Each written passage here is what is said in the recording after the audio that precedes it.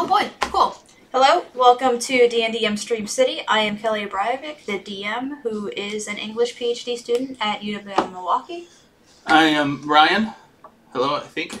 I'm playing Boggy, the druid, and I am also an English PhD in Plan H. You know me, I'm Eric, playing Mags the Warlock, and I'm excited to play some Dungeons and Dragons today at level 2. Yup, they leveled up their big bad level 2 glass semi-cannon jet. I think level 3 is when you start getting the fun stuff. And Hi, it's everybody. time to introduce yourself. Hi, everybody. My name is Corey Hernai. I'm Plan C, PhD poet dude. I play Franz, the now level 2 rogue. Yup. Yeah, I think that level 1 is kind of a bummer sometimes, because you're so susceptible to just dying.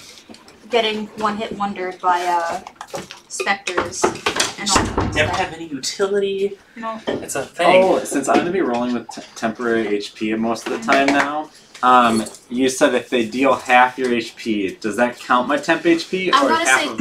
it'll count your temp HP. Okay, so my temp HP is 25, they have to do 13 damage in order to knock me prone, as opposed to my normal 17, which would be like 9. But who's to say they don't have 2 D10s up their sleeve? Well, hopefully they don't have 2d10s plus 5. That's true. Can we have a recap of what happened last week? My heart was broken. Oh, because we didn't use any of your campaign? Oh no, because you killed my favorite character before he had his redemption arc. Oh, well. Oh, yeah. That's where the notes can come in. So, yeah, Corey, go ahead. Well, I'm doing it? Okay, cool. So we had a brilliant... we had a very lengthy discussion about how we should handle the brothers post, knowledge of their necromantic deeds. Well, one of them. So, Mags over here disguised himself as their dead grandmother. Or dead mom. No, the dead Mom. Yeah. I'm still gonna mess that. I It's don't know okay. why, because they just seem old to me. The dead mom went into town and brought the brothers back. Mm-hmm. In which case, Boggs and I found the corpses of the parents. Because they were frozen stiff, we had them kneel, like pretty much laying on each other, and so they opened the door. Bada bing, bada boom. Dead parents. A lot of chaos. We end up killing Ed. I let Al. Is that his name? It's Alphonse. Alphonse. He got away because my character decided he had a conscience, and then we kind of went back to town. I got drunk with Mirka, who's in search of Birka, his twin dwarven brother, and then we decided we were going to stick together. Yep. There was one other thing that happened due to your carousing. Do you remember that? Burn the house down. Well, that too, but that was separate. The you rolled you were a drunk. percentage die. Woke up in an alley with blood. Yeah, I woke up in an alley with a very strange substance, and then there was blood on me. Yep. And I had a wild night, y'all. You did. Wild night. Yep. So, you guys are all just outside of the walls of Dorking, meeting up with Boggy. I almost called you Bobby. Dang it, Bobby. Bummer. Yeah. My boy Ruck. And that was kind of where we left off. So, what are your all thoughts right now? I want to go send off this letter. Sorry. That's Well, not working. That you would have known there's a trading post that's kind of the all-purpose thing there. So, if you wanted to head to the trading post, that's where you would be able to send off that letter. Yeah, I'm gonna go send off the letter to my thief and guildmaster Joe and see if she can decipher. Sorry. I was just That's thrown off good. by That's a good name. Yeah. Short for Josephine. I know, but I wasn't expecting that. When Feisty half elf, I imagine. Anyway, send off to see if anybody in the guild can decipher any of this. I mean, we kind of deal dead drops, so. Yeah. Yeah. All right. Okay, Boggs and I'll chill in the woods then, Yeah. I guess, and wait for you to return. What are we doing after? That's a great question. I'm gonna let you guys figure that out. Well, I'm doing this very important mission that involves my 100% attention. All right. Okay. Fair enough. So you Are you going to like do anything like shitty to the guards, or are you just gonna show them your papers, walk in and out again? I want to go up to the. Is it the same guard working last night still there? It's a different one. Okay. The morning shift is taken over. Okay, I want to see if my like knew it improved.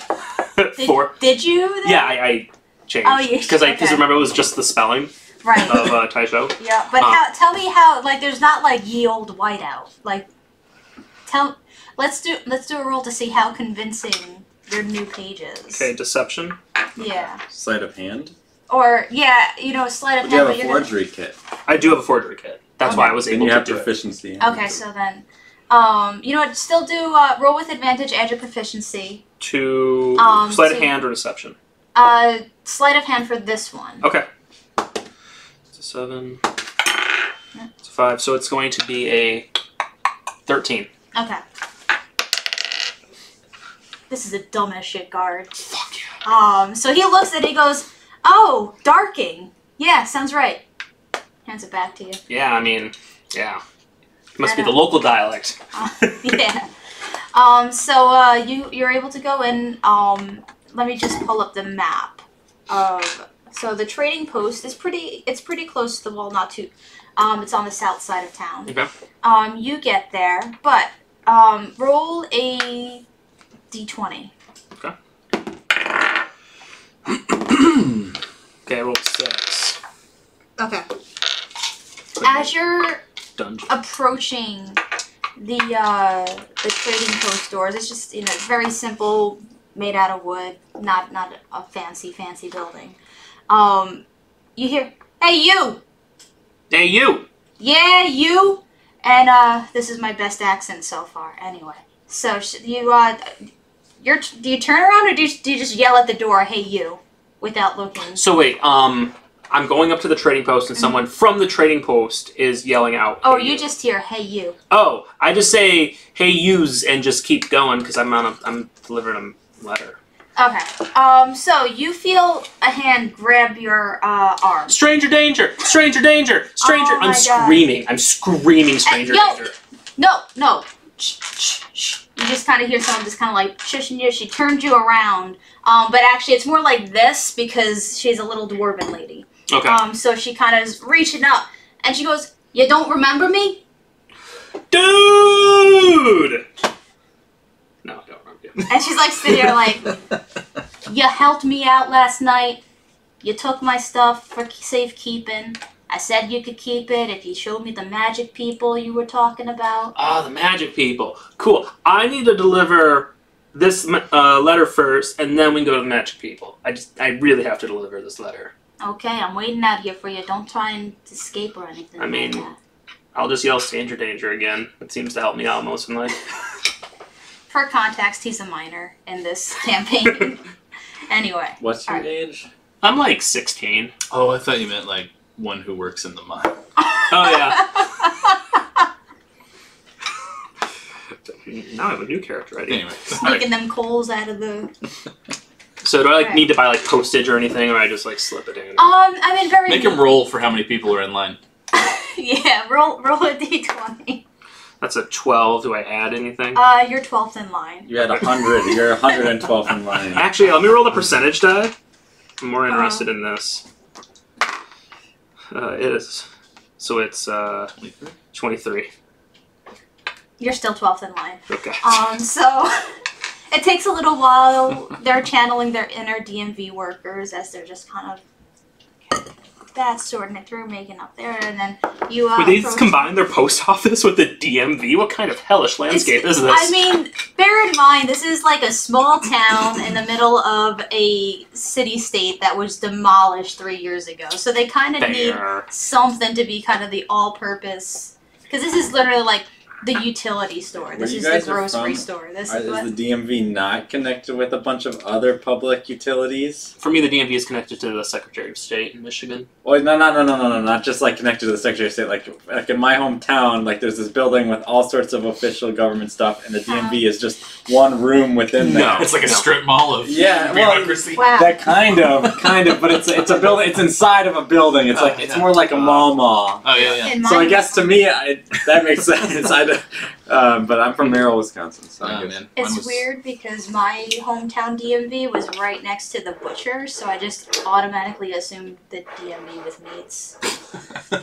I love that assumption. Dude, in Washington they have drive-through DMVs. What? No. You can order your shit, you just go through the drive-through and they're like, oh, here's your license. Nice. In one of the areas I lived in Michigan, they had a Party Barn, which is a drive-through liquor store. Oh yeah. That was nice. Yeah.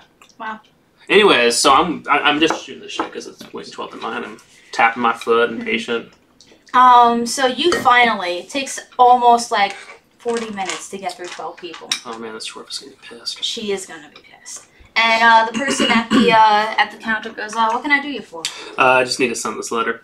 Okay, that's 2 coppers. All right, you're just gonna send it in a scroll? You got anything to? No, I have it already enveloped. It has okay. What is the Yule Fantasy version of a P.O. box? Because we're not gonna send it to our lair. Ye old P.O. box? Yeah, Yule P.O. box. Yeah. Ye old box, maybe? Yeah. P.O. box. Anyway. So yeah, 2 coppers there, and it'll be on its way. Cool. So are you gonna go through the front? Do you have any plans with this dwarf lady? Yeah, I'm gonna. 75 gold, right? Yeah, I gave it to you. I hope I did. Yeah, I'm gonna go back and I hope is she still in the same spot? Oh yeah, she's kind of like tapping her foot. Man, you are tenacious. Well, there's a lot at stake here. Sure. Okay. Cool. You do remember me last night? I was pretty pissed. I was pretty pissed last night. And she's like, yeah. I don't remember your name. Just straight up. It's Ariat. Ariat. Okay, Ariat. I'm probably gonna forget that again, but I will try my best. Anyways, this way. Which way? And you're just gonna point? Yeah, I'm walk with me. Okay. Yeah. So she follows and she goes, all right, so you don't remember nothing from last night? No. Yeah, what happened? All right. We'll go with blood. I had that strange. Yeah, drink. roll a perception check. That's going to be 17. Her nose is just fucking exploded pretty much. It's just big and swollen and red, and you could probably tell that something hit her bad in the face last night. Did I do that? No. Oh, good. I mean, the I wouldn't. fucking sheriff did it last night. Oh, we were fucking with the sheriff? We were. Well, I was. Did the sheriff see me? Yeah. Okay. But he doesn't think you're a part of anything. Oh, good. And good, because of that, you kind of did me a solid by keeping it quiet and all that. So, Sure. long story short, we should probably wait till your buddies are all here so I could just tell this once. Yeah, that's Gucci. That's Gucci. One thing to know about Gucci's now canon. One thing to know is my companions are pretty straight-laced. They don't like to get down the way I like to get down. So that's okay. Just so you know, I'm the extreme one. I'm the fun one. Okay. Well. Anyway, we pay well, so I mean, even some straight-laced people can part with some of their, magical secrets and for enough gold. Fair is fair. So, I hate that I can't say money is green here, because it doesn't quite say, gold is gold. Gold is gold. I mean, they could be moving towards a paper-based currency in a post-impact world. We need to talk about economics. Anyways. Yeah. It's still gold-backed. Yeah. You two, after about an hour, see Franz approaching with this short little woman next to him. What do you do? I'm gonna acknowledge that. I was like, I have a friend. Looks like Franz is on his way back, finally. God. Yeah, let me tell you, post office. So I mean, you're not hiding. I just wanted to make sure that... Oh, no, I'm not... No, we're not hiding. Okay. I mean, we're not, on the road, but... Yeah. But you pretty much lead her to where they're kind of hanging out in the woods just outside. Okay. She goes, oh! Yeah, I thought you were fucking with me, but he does look like that, don't he? Told ya. Alright, so... This guy, he's a keeper. So, the sheriff chasing me down, doesn't like my operation, none of that shit. But I was able to unload some of the stuff onto him, and he was able to keep it quiet long enough for the sheriff to kind of go our separate ways. But unfortunately, he did give me a little bit of a beatdown before he realized I had nothing on me. So, long story short, I'm going to pitch to you guys the same thing I pitched to him. I kind of run this guild where we collect a library of people like him and his knowledge so that we can spread that knowledge. Because there's a lot of people that don't like the stuff that happened after the media. But probably because they don't know much about it. So, spread the knowledge, keep the fear down, spread the love. So, we're going to offer you some money if you come down to our place, give us a little bit of knowledge, and let you go on your way. Can you say, hey, I'm walking here? I really like this voice. Like, this is the angry Kelly voice. Whenever my dog jumps on the counter, what the fuck are you doing up there? Anyway. Who was when she said when you gestured to him? Who were they gesturing to? I'm sorry, which part? You said like people like him. Him.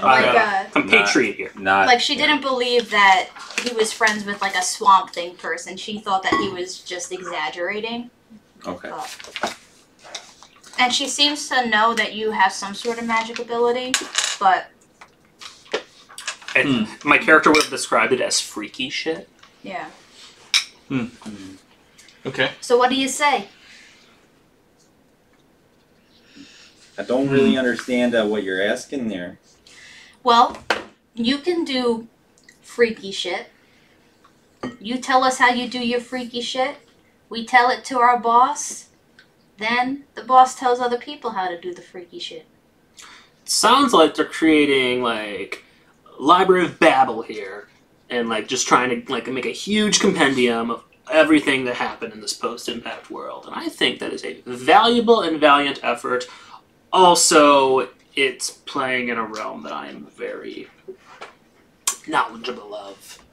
I don't know if I can teach you. You don't know nothing about magic, eh?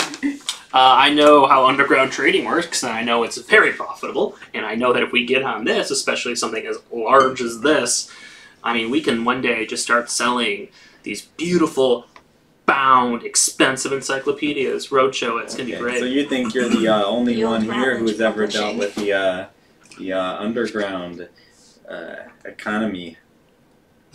I mean, you haven't been talking much, so I don't want to know. There's, it's not always good to be working with these kind of folks. No offense.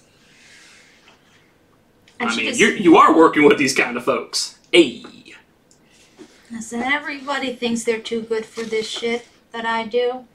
But then suddenly some gold comes their way and no one's too good for nothing. Well, I've been in your shoes, don't worry. She looks at her shoes and goes, they're too small. I had smaller feet once. I'm going to have to pass on the offer. I don't know if I can teach you anything that I can do. Well, that's okay. You don't have to teach me so much as tell us how you do it. I don't. Just kind of happens. And she's looking at you and she goes, what about you? I have to say it's the same. I'm not quite sure how I do the things I do. Although, I would be interested in you teaching me what you know already, so that I might come to understand. She laughs a little. She goes, "Oh, I don't know none of that shit. Most of us don't. The only one that knows is Screech. Screech knows everything." Screech. So, how about this? You still come down, do your best. Most people say that they don't know stuff, but they do know stuff. And if you don't want to get gold, maybe we can impart some of our information onto you. We do need information. I would meet Screech, but I promise nothing. Okay, that's ominous as shit, but okay. What about you? I'll come with just to make sure my friend Boggs don't get hurt. Oh, we don't hurt nobody here. Okay. Alright. If anything, they get hurt. And I laugh and I jab you. I missed it. It said, if anything, they get hurt and I laugh and jab you. She didn't find that quite funny, but... anyway. She just motions you to follow her back into the Dorking. And so you haven't been to the guard up to the guards yet. No, I haven't. do you follow? How are you treating this? I mean, if you didn't, spoiler alert, if you don't follow, you're going to be very uninvolved with this session. Is there? Yeah, okay, I'll just follow. No, but the thing is, if you want to find your way around it, you don't necessarily have to. Are they stopping in Dorking, or are they just going through it? They're going into town. Hey, Boggs, if we could distract the guard. Yeah, no, I'll go. Turns out they're pretty dumb. Yeah. I mean, I have legal papers because I'm a resident of wherever we are. Yep. Not Dorking, but okay. Yeah. Okay. So although, they probably don't. Are they photo ID? It's kind of like a description, not photo ID. I don't know if I would have anything that would match what I look like now. Oh. We could try. Yeah. Let's see what the guards say. All right. So, who's going in first? What's the order? I'll go. Okay. So 1. Are you gonna go before or after Ariat? I'll go last after him. Okay. Is it the same guard I just dealt with? So I'm just like. Yeah, he's seen your papers. Well, he writes down, that your little entries, stuff like that. He looks at Ariat and he's like, reluctantly signs her back in. Gets to you, Boggs, and he goes, papers. I hand him what papers I have. All right. I imagine it's pre-event stuff. Yeah. But still, like, legit papers. Right. And he looks at it, looks back, and goes, you don't look like that. A lot of things don't look like they used to. Who's your dad? I did Ariat's voice. Who's your dad? And it would be like, I guess if you're tell him yeah. my dad's name, but I don't know it. But Boggs would. Yeah, and it would have some sort of like family history at that point, like related to and stuff like that as it's filled out, and since it's on there. So once you're able to confirm that this is definitely deceased. Like the appropriate. He goes, oh, I'm sorry. Well, all magic folk have to sign a waiver. So, and he kind of reaches into his pouch and pulls it out, and he goes, we're better than some other people. Some people just lock you up. And he kind of looks at you like he's not sure whether he trusts you or not. And he goes, the way we mitigate this situation is all magic folk have to promise not to use any magic, talk about magic, do any magic, anything magical, no go around here. So you sign that waiver, don't do magic, and we're good. Okay, I will sign this waiver. All right. And then he takes it back, puts it in like this little file that's in like this like cabinet-y thing.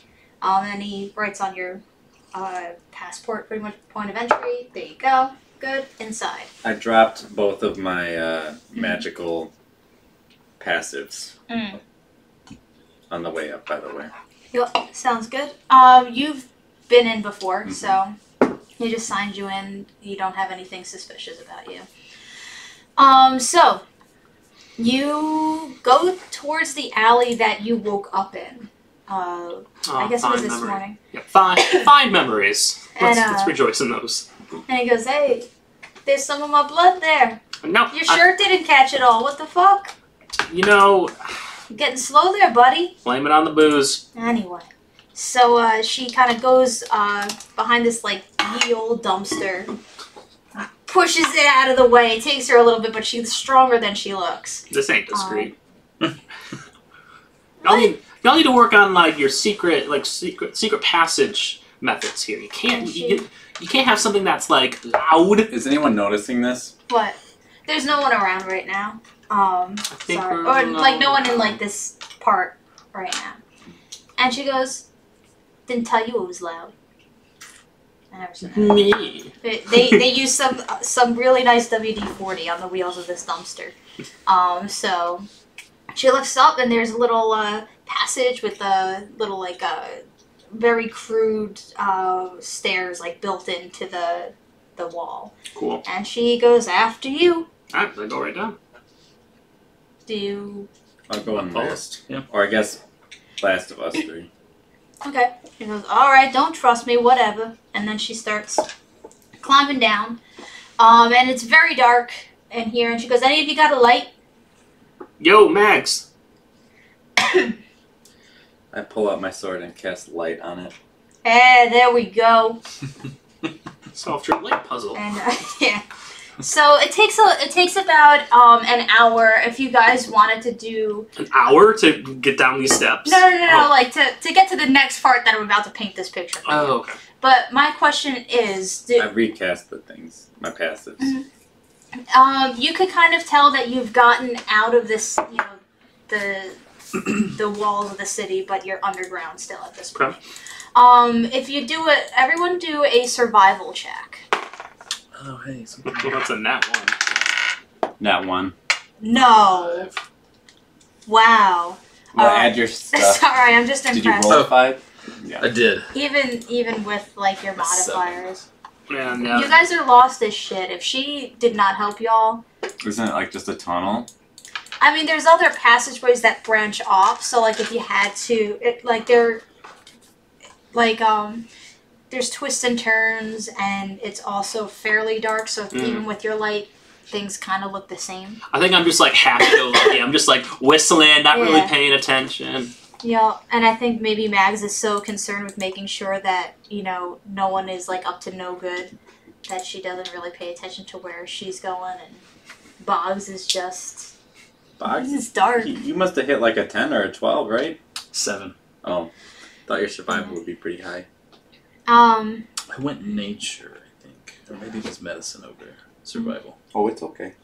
But yeah.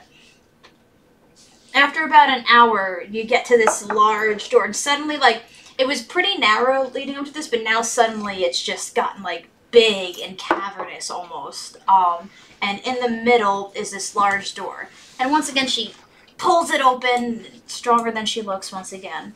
And you see this kind of, chamber of, there's, Secrets? No, not secrets, but there's kind of it's like a hall, like a meeting hall. And then there's stairs that go up to a second tier. Okay.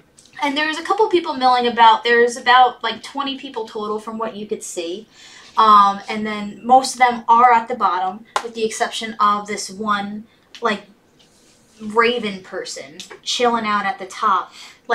Totally, queen bitch, just sitting there on a... Raven as in it's a body of a raven, or decked out in raven-like gear?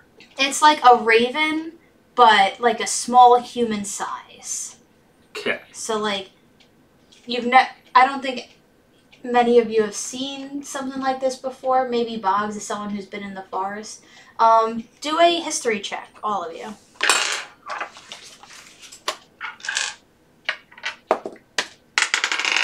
12. 8. 7. You have heard of certain animals gaining sentience and becoming humanoid, so you imagine this is probably one of those cases where it's a raven. I turned to our friend. Oh. So is that Screech? Yeah, that's Screech. Get it. Self-named?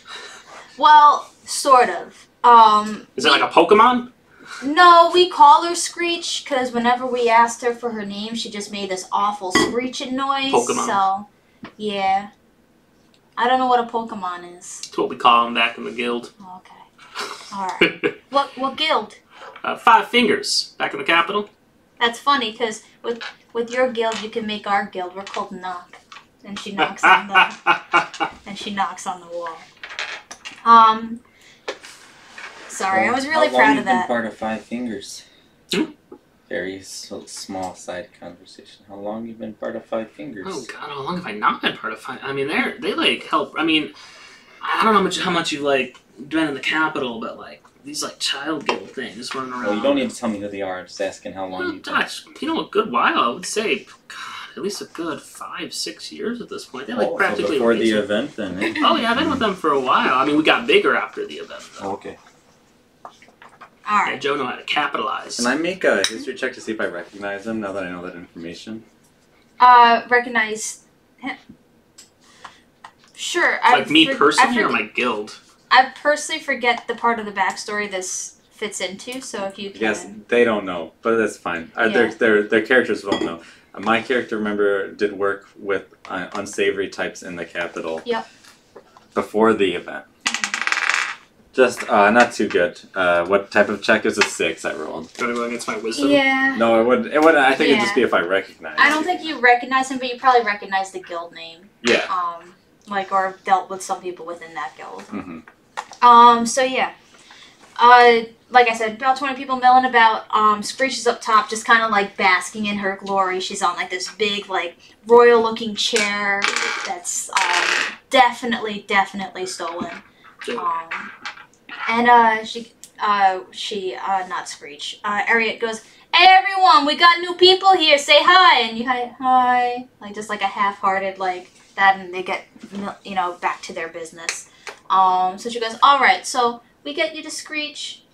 You tell them stuff. Screech gives you money, and Screech will. You tell Screech what you want, and maybe Screech will help you if you prove your worth."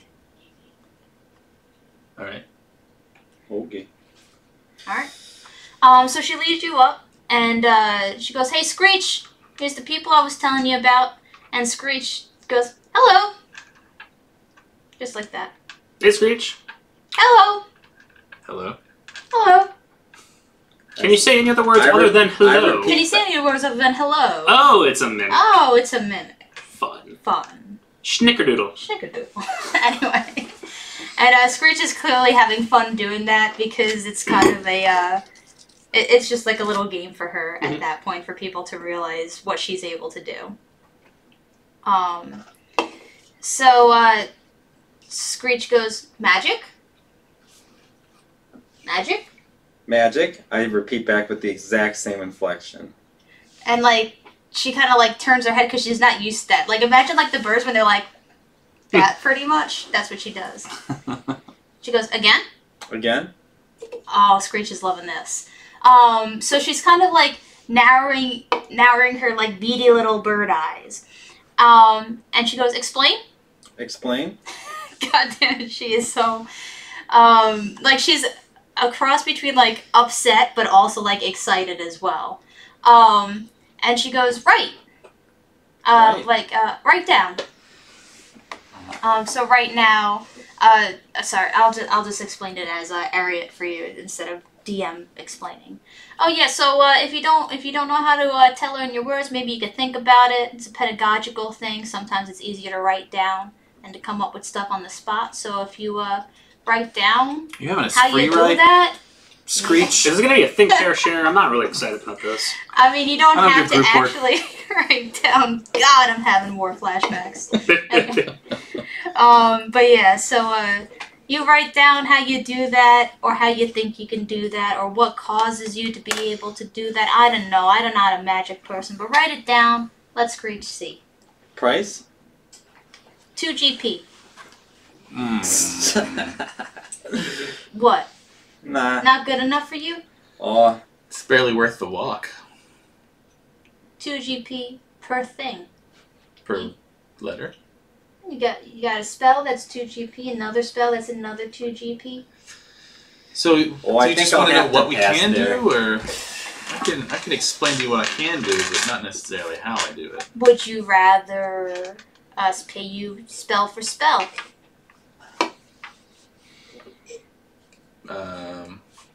I don't know.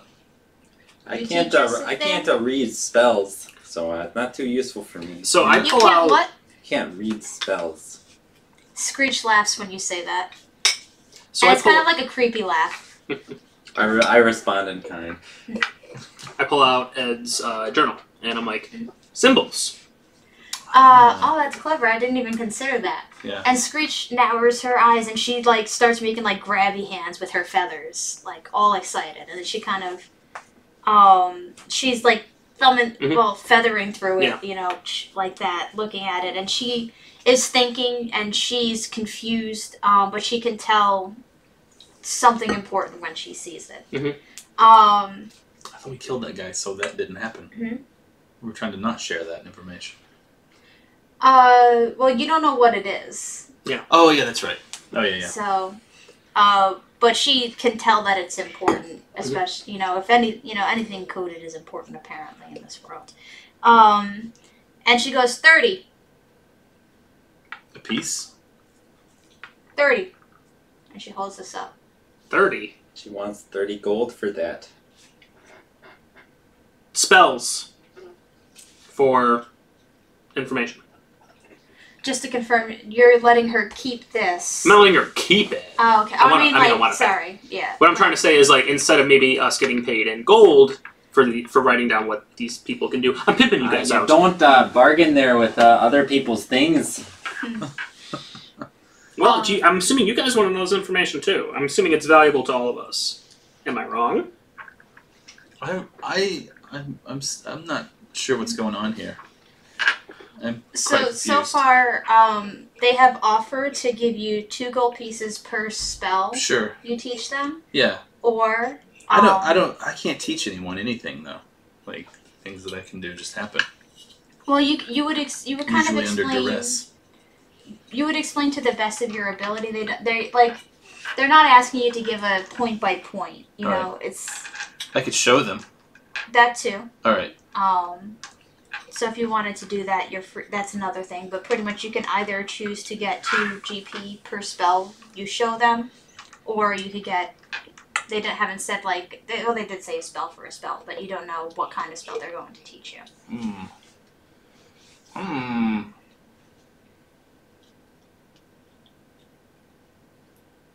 Yeah, I would take a spell for spell.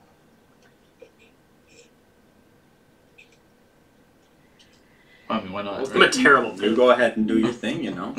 Alright. Give me more power. She kind of pauses with you, and she looks at this, and she goes, "Too valuable," and passes it back. Kind of saying, she can't really accept this because she's not going to offer anything that would be worth you giving this sort of information to her. Gotcha. Okay. So, thanks, Screech. But she is. So what are you gonna teach them? I'll show them Thorn Whip. Which is a cantrip. Yeah. Okay, give me 1 second. What class are you? Druid. Thank you. 1 second. Yeah, expending spell slots for this would be interesting. But anyway. Okay, so you show them Thorn Whip, and so pretty much Screech scribbles something down while watching you, and she goes again. Alright. And she scribbles more. 1 more. I'm gonna Thorn Whip the paper out of her hand. She's so mad. She goes, "Why?" I just want to see what you're writing. And it's kind of like observing she's writing like every single movement that you make in great painstaking detail, and now you just Thorn Whip the shit out of her paper. Rude. Yeah. And so she does that. I mean, you do that, and she grabs it back, finishes writing it down, and then she passes it to Ariat, who reads what she says out loud. Okay. And then after she reads it, oh my god, did you go through all of our spells and write something? Well, no, just your she writes down what you did with. I'm just wondering if you have things prepared to read. Luckily, the player's handbook already has a thing that she could read. Yeah. I'm just kidding. Oh no, this is. I'm freeballing this. So, she hands it to Ariat. Ariat reads it back, and then Screech mimics in Ariat's voice what she said. And after that, Ariat takes a flame to the paper and burns it to a crisp. So now Screech is the lone holder of this information. Okay. So she memorizes everything she mimics? Mm-hmm. And so she kind of turns to you and goes like this. Okay, and I lean in? Yep, and then you hear... I didn't see that. Okay. So, pretty much this. She mimics this to you in Ariat's voice. It's minor illusion, so it's a casting time of 1... No, anyways, she's not going to do that, but pretty much the way that this is going to work is once per day you can cast this, because it'd be too OP for you to... Is he going to practice it? He's going to have... It's going to be like a magical item, I'm treating this, so... Okay. We're going to call it Minor Illusion Scroll. So once you attune to it after a short rest, once per day you can cast Minor Illusion. Alright, that works. So. Yeah, that'll help me. I'm wondering if it's going to do a practice. You want to see him try it? Yeah. Roll a performance check. Well, he has to decide if he wants to. Oh, sure. Performance check? Holy. 16 plus 2, 18. Tell me what sort of minor illusion you tried to do. Something you can in create a sound. five box, right? 5 yeah. by 5 box? Or the 1 by 1 box. It's kind of, you could do like a medium-sized thing that fits in one box. Oh yeah. Okay. Or you could create a sound. I'm going to grow into a sycamore tree. It'd be like a 5-foot sycamore tree. Well, it'd be oh, yeah, okay, yeah, never mind. How about just a gigantic 5-foot cat of 9 tails? Okay. You do that, and I make one identical right next to it. Oh yeah. Yeah. And Eric goes, "Hey, we know that one. Good for you. You want to learn something? You ready to play ball here? Well, I don't know. Miss Too Good for us? What would Screech? What would you pay for some magic that I know you can't do? You won't be able to copy. And she goes, "Explain." Oh, to explain would be to give it away. Give it away. Give it away. Give it away. Give it away. She goes, "Explain less." Okay, like how you can mimic things. And she kind of 5. Oh, it's such little, but I got some. I'll take the 5 and some. I want to ask you some questions, if that's okay. She goes, 5 and 5 questions. Okay, and also it can just be you and me. She goes, "Harriet." She trustworthy? Yes. Okay, she can be. How about you? How about no gold, no Harriet? And she kind of looks to her and need Harriet. Okay, we'll see if you still want Harriet after. And she goes, "Fair enough." Okay. Are you gonna text it or? Oh, we can do it in front of them. That's okay. But they're not there. Yeah. Sounds Okay. good. So you guys are gone. Yep. I'm gonna try to sneak up so I can hear this. Well, let me describe it, and then you're going to say what you're going to do based on what I describe. So Screech takes you to there's another door. So pretty much you came in from the tunnel, fancy door, big open hall, stairs up to this platform where Screech is having the time of her life, and then there's another door right past there. And you enter, and it's kind of a cross between a library and just like her hangout chambers. There's books everywhere. There's also just like rando like shit laying around, like stuff that's supposed to be sorted but hasn't been sorted through yet. And it all is kind of like a mishmash of like, there's jewelry here, and then there's a nice chair, and then there's like this fancy looking watch, and it's all just kind of piled. Like you can tell that they're valuable, but they don't give a shit about it right now. And she closes the door behind her, and she goes, "Lock okay?" Yeah, that's okay. You can lock it. And then she locks the door. Okay. All right. So you said you wanted to. Yeah, I'm gonna put up a glass up to it, see if I can hear anything through it. Okay. And she goes, "Explain." Did I notice him kind of skulking around the door beforehand? Oh, I wait until. I mean, I can make a stealth check. I'm gonna wait until the door's shut, and then I'm gonna. I think based on that, like if you like. I didn't know if he was like skulking, like it's kind of like regardless, it's gonna be a 25. Okay. So. I think that okay, so once we get into the room, I feel like it's safe. Okay. Hush voices a little bit. Okay. You'll have to make a perception check to see what you hear, but. Okay, so here's the trick I know, and I'm just going to changeling into her. And she like gives like a big cackle, like she's loving this. She's like, "Do it again, do it again," pretty much. Okay, So the thing to note is this isn't exactly magic. It's not a spell. This is just the way I am. And then I do it again. Like me. I look like Boggs. Nice. Like you. And then like you, I say back. So she kind of goes like this. 5 questions. And she goes, yes. Okay, so what? I suppose 5 general questions. Okay. So what were you before the event? Bird. Just a bird. Oh, okay. I only really needed 1 question. Okay. How do you feel about things being raised from the dead? And she looks. She goes, possible? Yeah, there's a new kind of magic that's doing that kind of thing. Not like, oh look, there's your friend, they're dead, now they're alive. More like, oh look, there's your friend, they're dead, now they're still dead, but now they're moving around and attacking things. Not so nice.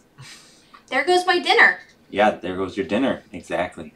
I'm very much so against that kind of magic. And I'm wondering if you and I could come to some kind of agreement where you seem to be the kind of person dispersing magic. I don't mind that. I don't think that's necessarily bad. But I don't want that kind of magic with the dead people coming back and attacking people. I don't really want that to be around or to be publicly available knowledge. So what could I do for you to kind of make it so that you maybe have the incentive to not share that kind of magic or do that kind of magic?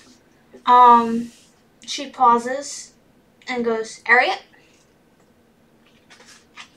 And you can tell she kind of doesn't have the vocabulary to explain how she wants to, because she's, at this point, she's kind of tried to mishmash, like, different people's voices to explain, but it kind of, you know that All-Star by Smash Mouth Disney video where they compile each Disney? Yes. It kind of starts sounding like that, and she's getting frustrated. Okay, back to Mags, and we can go get Harriet. Okay. How much did I hear? You heard enough to know that, they're striking some sort of deal, and that there's some sort of magic that, Mags is hiding, but you don't know exactly what. Okay, did I hear him hear her say to Screech, so I'm like you. I'm like you. You heard Screech go, like me. Gotcha. But you didn't hear the response. Okay. She was being very quiet, but Screech wasn't. Okay, cool. That's fine. So Screech pokes her head out and motions for Hi, Screech. I'm there. Yeah. I mean, she kind of looks at you and then just gives you a little peck on the forehead, but not like a, well, not like the nice peck. It's a bird peck. Okay. But it wasn't like mean. It's just kind of like, boop, you're there. You're in my way. Yeah. It's like so Mags, you're a bird? Yeah, sure. Whatever. Cool. You say such weird things there, Franz. I'm just trying to figure out your deal, man. And Screech motions for Harriet to come inside, motions for you to stay, and then closes the door. And pretty much Screech points to Harriet and goes, explain again? Not you. Deal. Oh, Harriet. So basically, you know, there's a kind of magic out there that can reanimate the dead. And I'm looking to strike a deal where you guys seem to be making magic available to other people. I don't mind that. But I really don't want the kind of magic that is doing stuff with dead people to be available. And so I'm willing to do things for you if that means you keep that kind of stuff under wraps. She nods and she goes, well, okay, so here's the thing. This sounds like something we wouldn't be opposed to, but the problem is what we teach someone, they could kind of turn it into their own thing. You know, think of how close healing is to raising people up from the dead. It's, in theory, the same thing. So, we're going to teach people how to heal, but I can't promise that people won't turn it into other things. Well, what I'm talking about is I can heal people too. That's, you know, I think that this kind of magic is a whole nother school, so to speak. You know how at school you got different kinds of classes? I think this is a different class than the class that's healing most of the time, at least. And Eric goes to one of the books, and she points to she like opens up to a random page, and you can't really tell like what it's exactly saying. You just see kind of like a serialized number, and then like names. And she goes, "These aren't people's real names here. We keep things confidential. If you ever feel like there's someone practicing magic that shouldn't be, you could come to us. Because we got records of every spell we teach and who we teach it to and when we taught it to them. So, we can work with you here. And, you know, we're here to spread..." Can I look in the list and see if I recognize the brothers' last Well, it's name? all code names, Oh, so you wouldn't... okay. But, like, if you told them, they would be able to confirm or deny. Okay, so I tell them the name Ed Wright. So they kind of, she goes, "Oh, the fancy guy? Oh, yeah? Oh, yeah. Didn't think he would be the type of person to dabble with magic. But okay." So she puts it in and she goes, "You know when he would have learned it?" Well, sometime in the last probably year or two. How long you guys been in operation? Since the beginning. And probably talking about like 3 years ago. Okay. Screech, you have any run-ins with the where were you from originally? You weren't from here, were you? and she thinks because there wasn't really like tree Oh, I mean, like, what city did you end up in initially? near. Near here? Okay. Things aren't so nice for folks like you in other places of Taichung. And she nods. And she goes, "It's okay." It's okay sometimes until they get you. So, anyways, okay. So if you're unwilling to not teach that magic, what do I have to do for you? Bring us magic. Okay, that's not too hard. Yeah. So Ariet's kind of looking through stuff, and she, what was I gonna say? She kind of goes, I don't see Ed over here. No right people. What? Nothing. Sorry. I get self-conscious with accents because this is the only one I can do. But anyway. Okay, we can rejoin my friends then. I can teach you one or two things right now. And she goes, "Oh, really? Oh yeah. Okay." So she assumes that Franz is like right behind the door. She just pushes it open real quick. And are you there? I probably was just like standing back at this point. Okay. So you just see her make Ariet just kind of blast through the door. And she goes, "Okay, come inside." Cool. Did you know our friend here's a bird? Is there anything outside in the area that we've been waiting at that we could be... You could talk to me if you wanted or... to pause. So at this point, make a perception check. Scrolls? Sorry. I see a single digit and I think it's hysterical. I'm not using that one anymore. There's Dice Prison. Get out of here. I mean, you can tell that it's pretty egalitarian here. There's, there's some young person with fake legs and you could kind of tell that because she's walking a little stiff. Okay.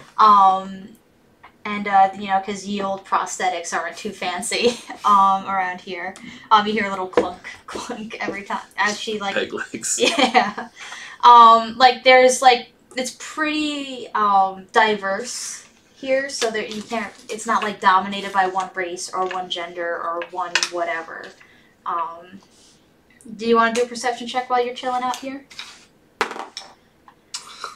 Natty 1. Oh wow! He was too busy listening at the door. Yeah. Yeah, I mean it would be an 8 if you don't want to count from that one. There's people here. Yeah. Okay. So, Oh wait, yeah, mine would have been a 12 actually. So. With a 12, there seems to be a really, really old guy in charge somehow, and everyone he seems too old to be operating in a thieves guild, and yet he's here. Okay. But anyway, did you want to talk to anyone? I'm gonna talk to the old guy. Okay. Go to the Let me bathroom try real my quick old while man they're voice. All right. I'm gonna do that as well. And he goes, See you later, Ryan. No, I'm not even Have gonna try. fun. I can't even do a fucking old man voice. But he goes, hello there. Hi, you seem to be in charge here. Oh no, I'm not in charge here. Screech is in charge here. Everyone's giving you very a lot of respect and they seem very. Oh, shouldn't you respect your elders? Well, sure, yeah. You seem mighty old though. How old are you? I'm 122. 122. Pure human. Oh wow. Okay. He looks like one strong gust is going to turn him to like Peter Parker Infinity War. What spoiler alert, man. I haven't seen that. No. I mean, I haven't, but I knew that happened. Whoops. I am sorry. No. It was memed everywhere. Yeah. What can you tell me about old Screech there? How long have you been hooked up with her? Well, I've been here almost 3 years. Screech started this pretty much right away. She can do anything she puts her mind to. We all have a lot of respect for her. I am in charge of these people over here. And he kind of points to the people that he's been directing. All right. And he goes, Snare. She's in charge of those people, and he points to like this elven woman who has like tattoos like all over her face and neck. And he goes, and Judith over there, and he points to the young girl with like the prosthetic legs. Oh, okay. And she goes, she's our youngest recruit, but she shows a lot of promise, so we've given her some responsibilities as well. Wow. So what do the different groups do? Well, Judith, she does not do the money gathering because she's not the stealthiest. The money gathering. You mean the thieving? Money gathering. All right.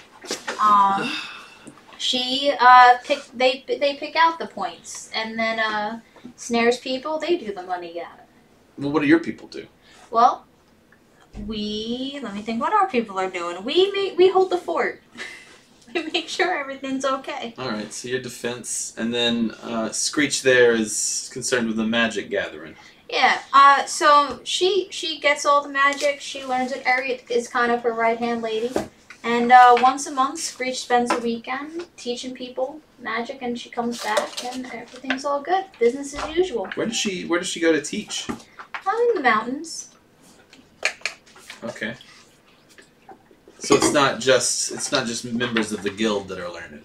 Oh, none of us can do magic. We're shit at it. We've tried.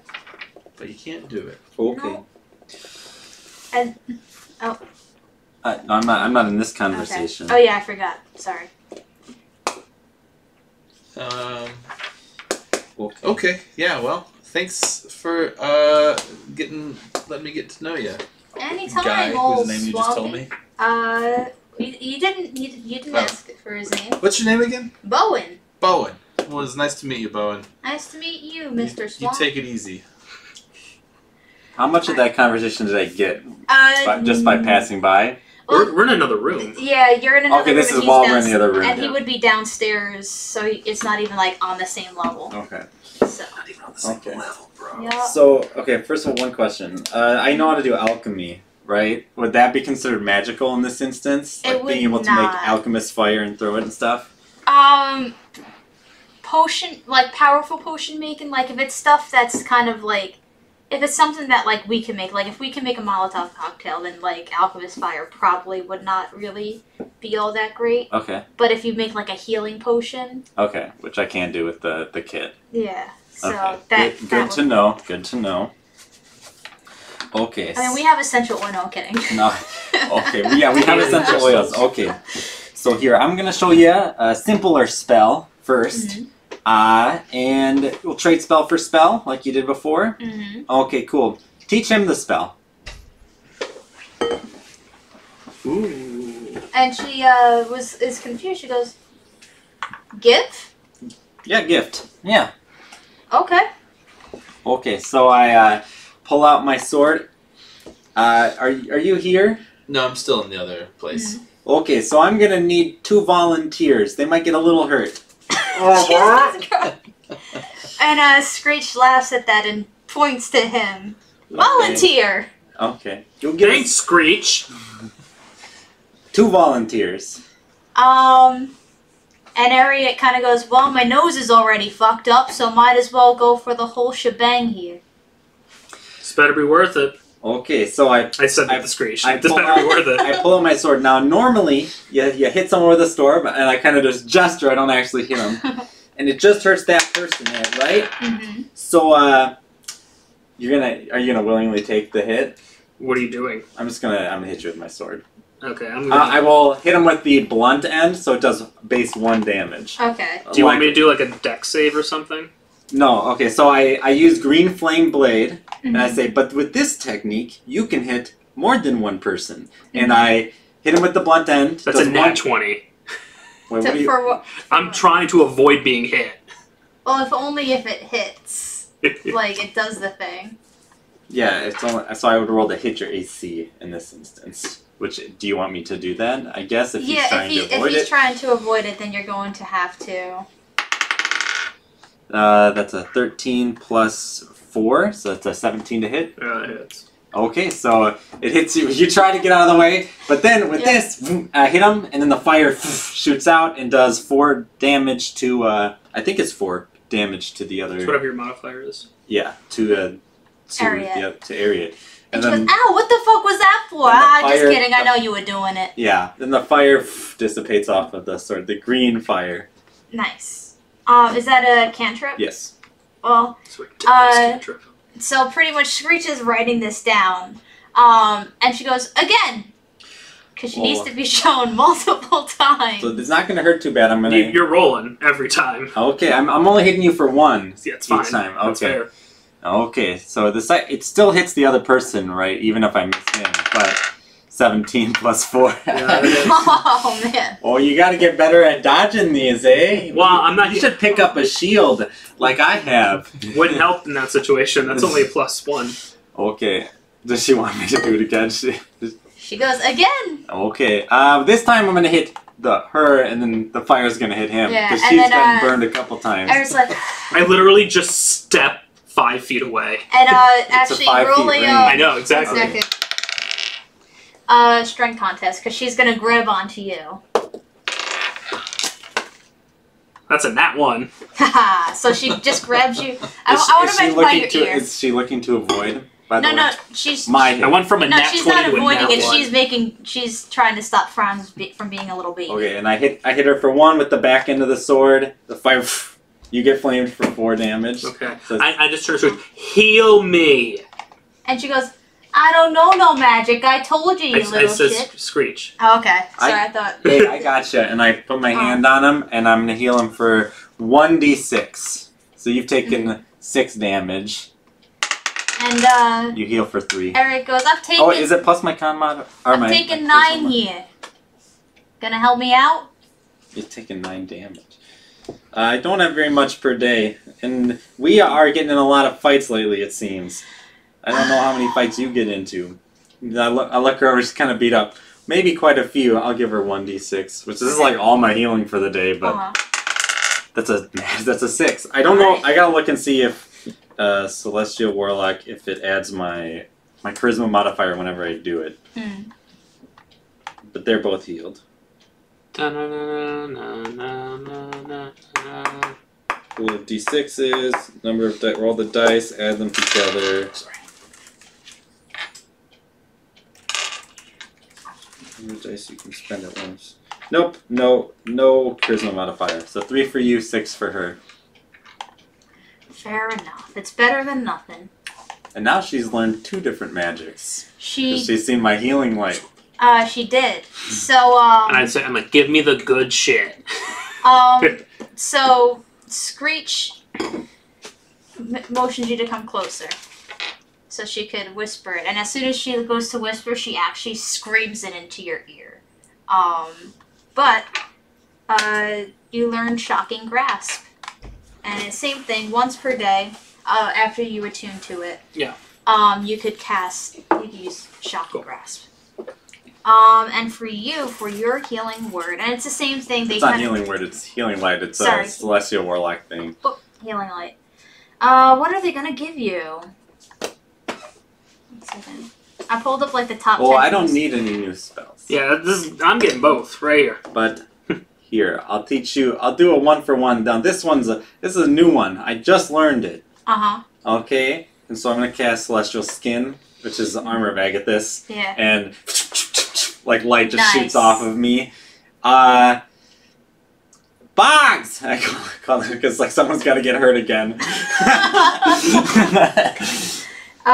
Do you hear him? I think I hear something, but I ignore it. Ariat kind of stomps out because she's kind of tired of being the punching bag, and she goes, "Hey, Swampy, get up here!"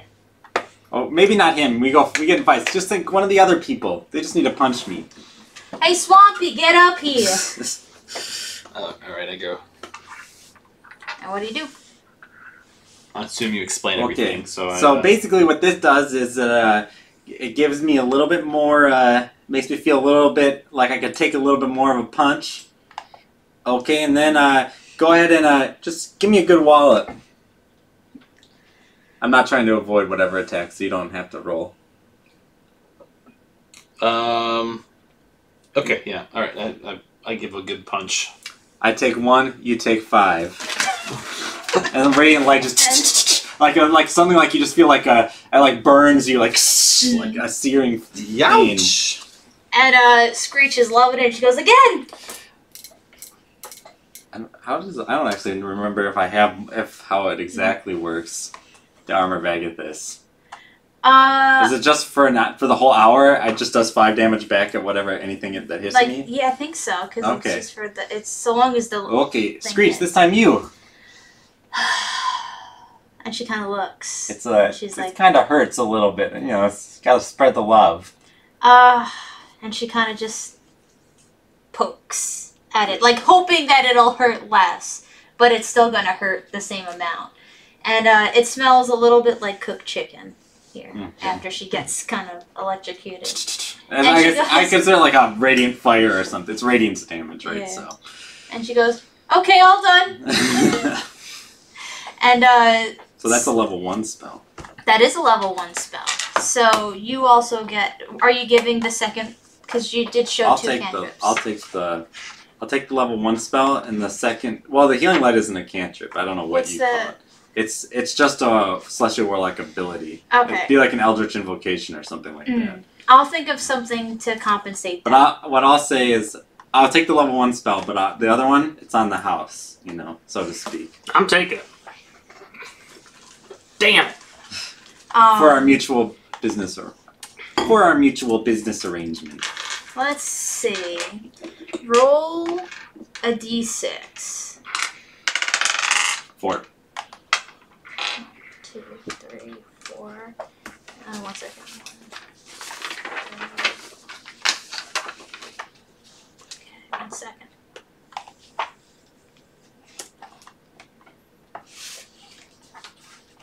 I'll get back to. Wait, no. Let me find the.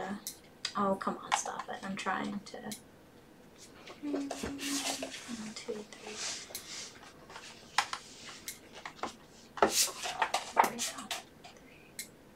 You get. Do you have comprehend languages already? No. Okay, you get that same thing. Once you attune to it once per day, you could cast comprehend languages in exchange for that spell. Can I practice my shocking grasp on Mags? Well, you have to roll a performance check because you have to attune to it first. Right. Performance. So you have to. It's going to be a... What's my performance at? It's going to be an 11. Not high enough to be able to do it now. But you guys can all take a short rest and attune to your new... So I'm going to take a short rest and get my spell slot back. And I didn't take any damage, actually. Because I got 5 temp HP from the Armor of Agathis, and I only took 2 damage. Yup. So, Ariat goes, you guys want to hang around? We got, let's see, what time is it? We got lunch coming up soon. Okay. So if you want to hang around for you got any jobs for us to do or anything? Got anybody bugging you? I'm going to heal myself real quick. Well, you can, during your short rest, you can roll your hit dice to heal and add your con modifier, which is probably going to be more useful than using your spells, because you don't get spells back on short rest like I do. Cool. All right. Screech goes, And she says this in Harriet's voice. Sheriff Pearson. That wasn't even her voice, but Sheriff Pearson is what you hear her say. What do you want us to do with the sheriff? Distract. Okay, explain.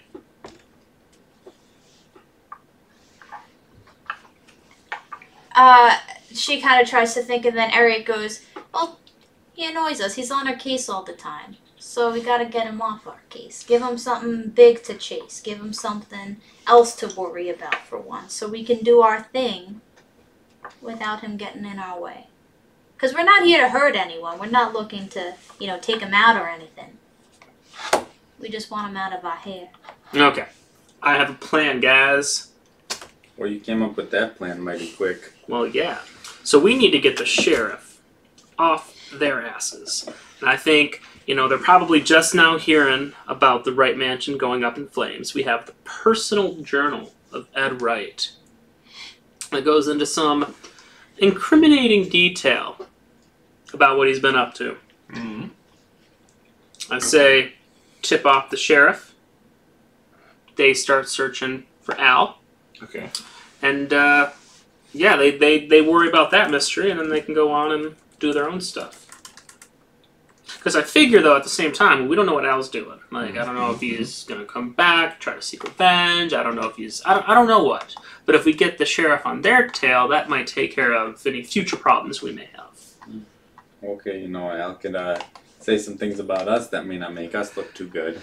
That's true. But Al doesn't have the journals. It could be a he says, she says kind of thing, but we do have the journals. Yeah, we do. We do. Mm-hmm. Here I was writing out the journals just to give you guys some redemption for Ed, and now you're using it against him. Okay, well, what other plans? Guys. What do you think, Screech and Harriet? What would you have us do? And she goes, "What the fuck did you do to the Wrights?" Oh. Oh, you have to pay for that kind of thing. I like step in front of this blabbermouth and I just say, well, it's kind of information you might have to pay for. Oh, shit, man. I don't know where that came from. I'm trying to do voices here. This is a new character. I'm actually really shocked at myself that I did blabber when I was blackout drunk. That's actually... Well, I think the topic was all about, like, magic gathering, so, you didn't even think about, like, talking about burning stuff to the ground. Right. And she's like, you guys are more fucked up than we are. Yeah, you have no idea. Okay, so I don't know what you did, but I guess that's a good way to keep the sheriff off our back, but it sounds like it's a real good way to get him on your back. True. So, we might want to... Talk about doubling our price? No. What? I mean, if we're going to take some heat... I'm telling you to come up with a smarter way. It's very... It's reactive. And she pauses, she goes, well, do they have to know it comes from you? It does not. We could send an anonymous tip. We could. Write a strong... there's other ways to problem solve this, and other than just, playing all our cards right now. And she was... A strongly worded op-ed.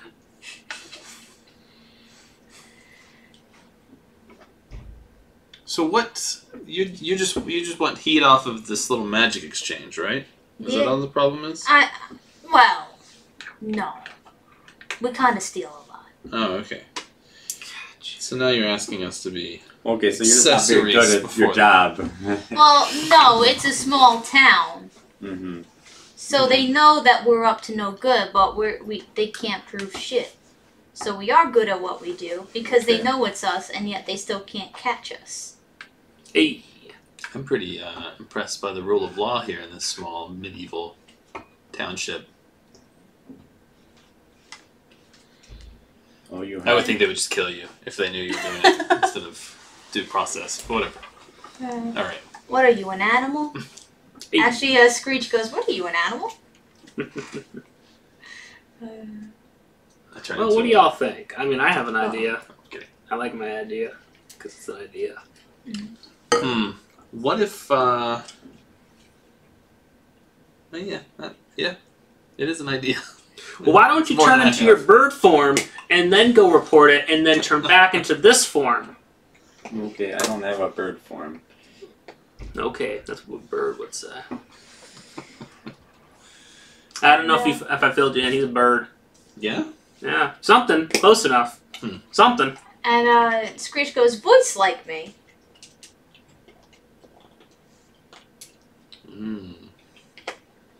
Oh, I just got a voice like me. I can do that, but I'm not a bird. So, Screech nods, and she turns to you, and she goes, right? Meaning like the brother. And she goes, questions. Oh, you have questions now. Yeah, so she goes, We had a deal before regarding questions. So if you want to make the same deal... I'll answer your questions. I don't like these deals. And, she kind of looks to you, and, motions, like, she kind of nudges, Ariat, because Ariat's kind of easier to talk to with this. And Ariat goes, well, just because we don't have Ed's name in here, don't mean that he didn't learn it from maybe one of us. Yeah. So They know about the deal? Do they know about looking through that and all that stuff? What area? I don't know. No, we haven't. Actually, yeah. We just showed them the personal journal with all the markings and the symbols. Yeah, the markers and symbols. And did you show them? You mentioned the journal. Yeah, and then there's a personal journal that has, the diary or whatever that has like the actual. So like, yeah, there's we didn't show them that one, but like, yeah, there's like. So Ariat holds her hand out and she goes, "Give me the journal." So she thumbs through it and she's looking, like, comparing dates. Yeah. Based on the dates of the inventory that they took. Yeah. And she goes, all right. Bad news is, we don't know who taught this to him. Good news is, we know it's someone from these two groups. Good chance, at least, because the dates line up. Okay, what do you mean by two groups? So she... I am get closer. I'm very interested. So she points to like their record keeping thing, and it's all in code. So like, she's not going to like say the real names right now. But there's about like, I'd say, a dozen people. That kind of you see the names mixed up, like repeating a lot during certain dates. And she goes, it's most likely one of these two people. Not two people, these two groups. Pointing to dates from starting about like are these 2.5 years groups that are like Screech's group that teach magic? Oh no, sorry, I'm explaining it bad. Or groups of people coming in to learn magic? Groups of people coming in to learn magic. Because as you, when you're looking at it, there's like some that'll show up and then leave, and then like some that are like long-standing, and based on what you explained, and the sort of magic that these people were doing, it had to be someone who was like coming religiously for magic learning sessions. Okay. So you're saying, okay, so we got a little bit of an issue here, right? One of these two people. Two groups. So it's about two, like, she's pointing to two specific dates. With people that came a lot, like pretty frequently, and during those two dates were like just exclusively people that showed up all the time and did not have like outliers. So you've narrowed it down to about a dozen different people. And one of those dozen people taught Ed the necromancy, or that's what's being implied? That's what's being implied. Okay. They can't confirm definitely, but they're like, it kind of sounds like one of us. Okay, so it looks like you got a problem that's a little bit bigger than the sheriff. I mean, yes and no. Got competition. And if somebody you're teaching magics to is going off and teaching other people magic. I mean, that's kind of the point. we want magic to spread. We want people to not be afraid of it. But this kind of stuff that results in mansions burning, I guess that sort of thing needs to get stopped. To be fair, we burned the mansion. What the fuck? But it was we didn't know what to do. There was a lot of bodies. It was just easier to burn it. Okay. Looking at Screech. Mm-hmm. Okay. You know what I'm about. And this is the lengths I'm willing to go to make sure that what I'm about happens. This is what it is. Screech goes alone and points to you two and like goes like that. Nah, no more secrets. It's okay. You're not talking about me, are you? No. Okay, then we can just talk. It's okay. Okay. As long as you're okay with it. I mean, if you don't trust them, I mean... No, she's fine. I trust them as far as I can throw them, but I trust them about this because they were there. Yeah, pretty much Screech is just kind of trying to play by the rules that you sort of set, so she was just copying that essentially. So she turns to Ariat and motions for her to talk. And Ariat goes, well, it's looking like Screech is willing to share some confidential information with you. Usually we don't share names and the like. But it seems like you're pretty adamant about this. You guys seem like useful people. I imagine so long as you keep us in mind when you learn new shit, that you'll come back and teach us shit.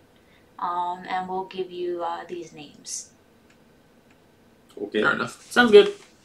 Alright. So Ariat grabs another book and kind of just cross-references them. And then suddenly you get a document with 12 names on it. And she goes, I can't guarantee this is going to be exactly useful. Some of them might be dead. Some of them might be nobodies. Some of them might not even be their real names. But this is what they told us. This is what we called them when they learned. And this is kind of the best we can do. Got like addresses on there? Or is it's it just names, okay. So. Okay. Franz, you can keep a good hold of that. Yeah, I'm good at this. Alright. Did you guys want to chill for lunch? Take your rest, because it hasn't quite been like lunchtime. Oh, we haven't taken our short rest yet? Yeah, let's eat some lunch. Take a short rest, sure. Alright. Someone roll a d4. Franz got it. 2. You're sitting next to Bowen. And Bowen turns to Boggy and goes, fancy meeting you again. Good introduction to your friend. This is Bowen. He takes care of the fence around here. Oh, fence. Mm-hmm. Gotta hook up with that guy. Fence. Defense. Huh? Defense. Yeah, defense. Defense? The fence. And he shakes his head. He goes, no, defense. So, that's not as interesting. And he looks at his meal and sighs. And he turns to Boggs and he goes, can you chew this for me? I'm like, and you notice, like, he gives a shy smile and it's all gums. It's like looking at a 122-year-old baby. Yeah, but I'm really grossed out by it. Okay. I'm very uneasy. And he looks at you and goes, you got strong chompers there. Yes, I do. Can you chew this for me? Yeah, I chew it and I spit it right back into the plate. Alright. He eats it Mama Bird style. But I'm not like dripping it into his mouth. Ew. No, I'm not doing that. No, I'm joking. So Bowen, you seem quite past your prime. And he goes, and you seem well before it. Yeah, I have a lot to look forward to in that regard. Why are you in charge of defense? Well, I'm not the one doing the fighting, but I still got a lot to offer. I let the youngins take care of the brawn on the brains. Just like all the other old men. Find your little war, sending good young men to die. I know your type. And he looks at you and narrows his eyes and goes, no. Okay, hey, look, we're not here to make enemies today, okay? But look at this guy. I just chewed his food. I can jab him a little bit. Okay, are we almost done? We got stuff to do. Yep. So, what do I heal during my short rest? You could spend a hit die. And, you can spend even multiple hit die if you want. Yeah. What's 8? It's whatever. Yeah, I think you're at 8. That's a 10 though. Oh shit! Thanks. Okay, cool. I'm back to full health. Me too. Okay, so nice. So, all right. So we're head back to town. Do you? Y'all failed your survival checks. So. Yeah, we fucked that up big time. We're gonna be spending the next 5 hours fighting rats. So I mean, you can, or you can ask someone to guide you back. Let's ask the dwarven lady. Okay, I'm just gonna ask. Got any problems with things living down here? Yeah, there's rats. Big ones? Okay, I'm itching to get in a fight. I'm good at not fighting rats, though. They're nasty little fuckers. And he goes, some say they hoard some pretty good gold. True, but you're in charge of defense. I'm sure you can handle it. Yeah. And Let's go take care of some rats on our way out of here. See what else we can find in these sewers. Good. Alright. Alright, let's get miniatures on the board. Okay, but as we're alone now. Yeah. Like alone, like just you guys out. Just us. Yeah. I want to push him against the wall and talk to him. Oh shit. Oh man. Okay, can I make, I guess, strength contest? Yeah. It's more like I'm putting my arm against the wall and I'm like. Oh, then I just move out of the way. If you're not restraining me, just move out of the way. I mean, you could just talk to me if you want to talk to me, man. You don't have to like pin me into a corner. Okay, listen. You can't just go telling people who's magic and who's not, and telling I don't mind making some new friends. These people are pretty nice, but it isn't always safe out there for people who can do magic, especially in Taizhou. It's a little different in Goryeo and in some of the other in Valencia, but it ain't like that here. And you live here, but I suppose you don't have to deal with it too much because you don't seem to know too much magic. Though now you're one of us. That's why I gave you that. Well, it's a scroll thingy. I wouldn't call myself quite magical. Okay, well you're getting used to it. But listen, and like as I'm kind of talking, my hair is just graying. Like there's like gray hairs kind of. Are you turning into the bird form? No. You can't just go telling people that we're magic. Yes, but in my defense, I was blacked out. Yeah, and if you can't control your mouth when you're drunk, then don't get drunk. Yeah, it's gonna happen. Yeah, but, I may not have a head tomorrow if you tell the wrong person what I am. Yeah, but it worked out all right. Look where we're at. We're in, it's not the coziest of places, but hey, worked out. And if it wasn't for my blabbermouth, we wouldn't be here. We'd just be sitting up top doing jack shit. I'm sure we would have figured out what to do helping your friend out there that you wanted to help out and seemed to have conveniently forgotten about. Nah, I'm still trying to find Mirka's brother, Birka. Okay. Anyways, please refrain from discussing me and Boggs' magical abilities. I didn't even name you. I just said I'd introduce ya.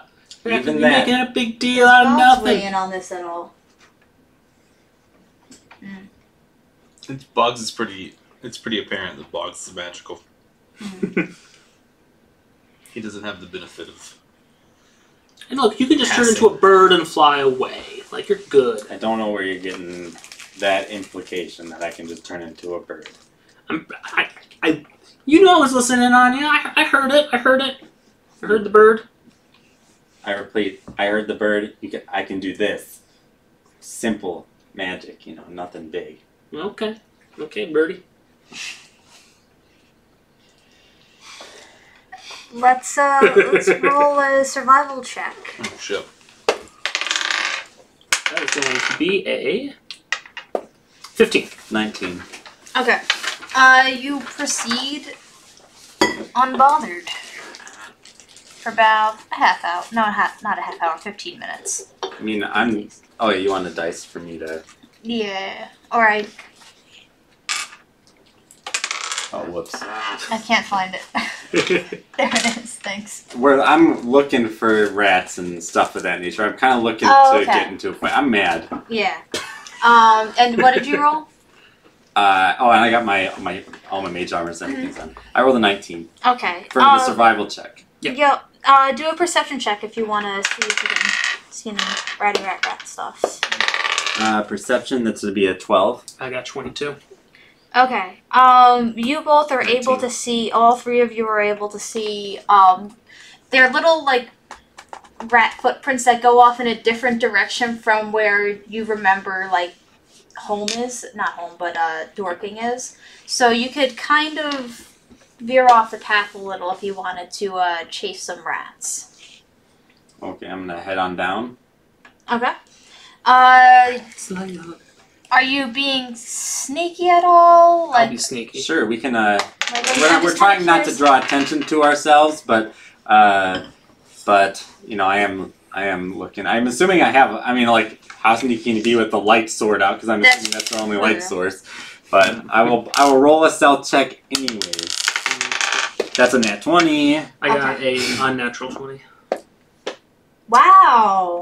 Good for you guys. 20. I mean, you have light, but like you know, their rats are not going to really register like a little bit of, you know, light as being something bad because there's light all the time they needed to see still. But they definitely do not hear you coming. 1 second. And as you approach, you see 3 kind of gnarly looking rats. How thick is the tunnel? It can't be too wide. How thick are the rats? 1 second. I'm going to take the lead. Thick with like 2 C's or? So is that the end of the tunnel or is that a gigantic rat? No. Those 3 rats are kind of gnawing at some mass over there, and you can't really tell what it is. You could do a perception check to see what it is, but I'll just well, maybe I won't just let him do it. That's a 12. 12. That's just a 4. I'm not gonna. That's a 5. I'll let Franz tell me what it is. 8 for me. It looks vaguely humanoid. It looks vaguely humanoid. Okay, well let's get a closer look. I take out the blade. I'm gonna move forward, and I just wanna. Am I gonna get a surprise round or a strike? You guys will, but sorry, I just had to get the. There we go. Let's roll for initiative. You'll get a surprise round on it. 19. It's gonna be 20. Shoot. I get +2, so it's 8 for my initiative. 21 for me. Okay. Let me roll Gotta for the remember to rats. add those numbers, Ryan. Otherwise, you're just rolling dice. Dice rolling ain't just fun.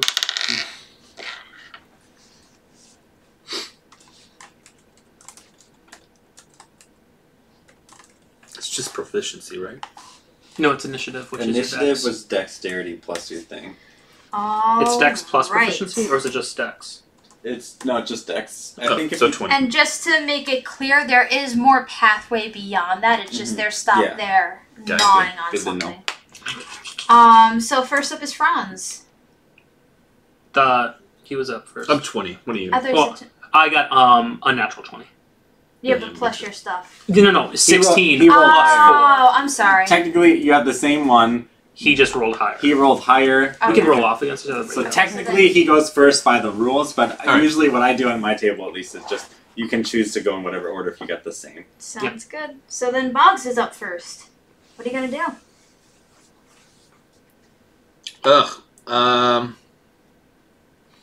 I'm gonna give one the old thorn whip. All right, which one? We'll do the 4-sided dice there. Okay, so the D4 rat. Yeah. A melee spell? Sorry. It's what do I roll here? You Roll D20 to hit. D20, thanks. You have to move within 10 feet, right? No, it's I forgot what the one we did. 30 feet. Oh, cool. Yeah, so I'm within range. Natural 20. Nice. You're gonna fuck him up. So roll your damage die twice, add your modifiers once. 4, 6. Plus. Wisdom modifier. 3s. All right. Next up is Franz. So we have a surprise round, right? Yep, this is a surprise round. Okay. That's 2. So it's going to be a 13. What are you doing? Hitting with my rapier. Oh, you gotta move up. Yep. Yep. To the D4 rat? Yeah, D4 rat's fine. That's the one that got messed up? Yep. Okay. Alright, and do you choose to move him closer out of curiosity? If you do, that would affect how far I'm moving up. Oh, yeah. Yeah, I do want to do that, So actually. if you want to bring us up, both of us. It'll a move little him 10 feet. Yep. Okay, Boom. there we go. Alright. Do I hit? Yes. Okay, cool. I'm Sorry. And that's going to be 10 points of damage. You said with your rapier? Yep. It doesn't quite do as much damage as you thought it would. Fucking magical rats! Yep. Next up is Max. I'll move up and engage the two other rats. Here or here? There. Okay. And I'm gonna green flame blade. Nice. Okay. I don't have advantage or anything, right? Unless your class gives you something. No, I don't nothing think like it that. does. Oh. That's just gonna be an 8 to hit. Not gonna do it. Does the green flame blade still jump over? I think it's only it a has successful to hit. hit. I have it on. Oh wait, no, I don't have my phone. Well then I don't do anything. That's fine. But I'm there. I'm ready to soak up some damage. I got all my stuffs on. Yup. And we're back to the top with Boggs. I'm going to cast Shala. Am I saying that right? I don't know. It makes my club a nature weapon. I mean a magical weapon. Mm-hmm. I can use my spellcasting ability instead of strength for my attack, my melee attack. So I want to move up to the D4 rat, I guess. Sounds good. I'm going to attack with my club, which would be 1d4. I guess that'd be my damage, so I need to roll for roll the attack, D20. right? That's 16. That hits. You have +7 to hit? Damn. Say what? Oh, you rolled a 16 plus your whatever. Okay, Yeah, I plus thought you whatever. rolled a 9, and then you got to 16. Alright, so I roll a 1, and then it's plus my wisdom, so a 4. Okay. The last one hurt it a bit more. Franz, you're up. Okay, now I'm going to attack with my machete. Fair enough. That is going to be a 20... Where am I? Oh yeah, 23. That does not... No, I'm kidding. It hits. I'm about to say, I'm like, what? And dear lord. It's 2, 5, 7. That's going to be 11 points of damage. Okay, 1 second. I should really get these tabs next to each other. Oh, man. Tell me how that just barely kills him. Oh, okay. As I am striking this thing with my machete, I'm going to a mustache, a beautiful, glorious, full-fledged mustache. If this has to cost my bonus action, I don't care. Oh, no. You have to roll a d20 to see whether the sword chooses. Oh, yeah. It's a nat 20. Okay, yes. It's just it's thick, like you could get lost in it. Mm-hmm. And I just strike this thing down. Beautiful. Jesus. Next up is the D10 rat. And upon seeing your appearance change, it decides my appearance can change too. And it grows in size into this, like, weird, like, half rat, half humanoid, like, hybrid. Whoa. What? You're a person? It turns to you and goes, and starts, like, Not a person, okay. And, since you are the closest thing to it, and it has to, like, you could tell it really, really wants to get Franz, but you're in its way. That's the goal. And, Put up my shield. It is, and it is going to make a bite at you. I took all the opportunities to make me a tank. Yup. Nice. What's that? A plus? So it does an 18 hit. That hits. I'm 17, so. Yup. 1 second. What's it? Yeah, we're asking it. It's ridiculous. 4 damage, okay. And it did bite you. So how much damage does it take from making an attack? I don't have armor of. I don't have the celestial skin on right now. That's a level 1 spell. It lasts for an hour. Right. I assume it's been more than an hour because we short rested. So. Right. Okay. So you take 4 damage. Yep. And it's false life is the one that I get the 8 temporary HP. Then I get 5 more when I cast the other. And then the second rat also shapes, but this one looks a little bit more humanoid than the one before it. You talk? And it doesn't answer you. Maybe you understand, doesn't. But as it's doing that, I'm putting up my shield. I'm ready. It's obviously going to be swinging at me. And it pulls out a little short sword from like behind in like a little scabbard or whatever. And ooh, so close. 19 plus stuff. That so hits. That's Go ahead. These rats are rolling well, better than me. Better than I've ever rolled. For 6 damage, and then he's going to swing at you again. Okay. Ooh. But that one's probably not good enough. 15. Nope. So. Would have hit old Eric, but not. Would have hit old Mags, but not new Mags with that mage 2. armor. And next up is Mags. Okay. Oh, you boys. I kind of look at the more humanoid one. I say, "Oh, you sure you want to be fighting us?" And it's going, yeah.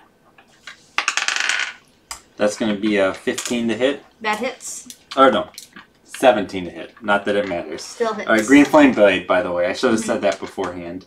But it's not like I would be doing anything else in my turn. And then I'm going to... I gotta roll a d6. There we go. d6 plus 2. Alright, so the more humanoid one, the d8 takes 6 damage. The other one takes 4 damage. Sounds good. Give me 1 second. Slashing fire damage. 6 and 4? 6 and 4 okay. slashing and fire. Is it a magic? You use magic to it? It's a magical blade. I don't know if it... The melee hit isn't magical. It's just a melee hit and then the fire. Okay, so the one that gets hit only gets half of that. Okay, sounds so... But the other one gets the full ouches. Bog, you're up next. I'm going to walk up to the D8. Sorry, the D10 mouse. Mm-hmm. That's the one that is less human. The more ratty. Yeah. I'm gonna cast Poison Spray. Poison Spray. It has to make a con save? Yeah. It's probably gonna fail, but I have to 13. It's my spell save DC. Yeah, it fails. Cool. Alright, so it's gonna take a 1d12. Ouch. Okay, some room. It's a 2. Not as ouch as it thought. Franz, you're up. Cool. I'm going to move up and attack the D8. Mm-hmm. You get surprised? Or, yeah. Or whatever. Not surprised. What's his... Sneak. Yeah. Because it's next to me. Yep. That is going to be 14. That hits. Cool. 5, 4, so that is going to be 13 points of damage. Okay, 1 second. And is that with the sneak attack? Yes, okay. And with the machete. Sounds good. And I'm going to disengage and then use the rest of my movement to go back. Sounds good. D10 rat is now scared of the big old monstrous thing that's in front of him. Yeah. And he is going... Let's see, what can it do? Oh, it can use it. So he also pulls out another short sword.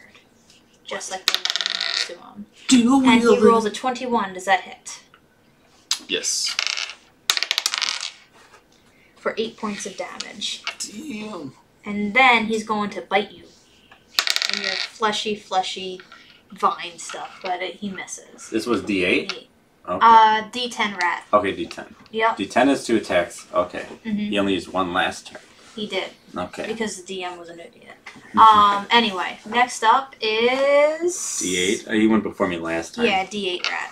And he's going to make a swipe at you with his sword. Not going to do good enough. And then he's going to make a bite this time.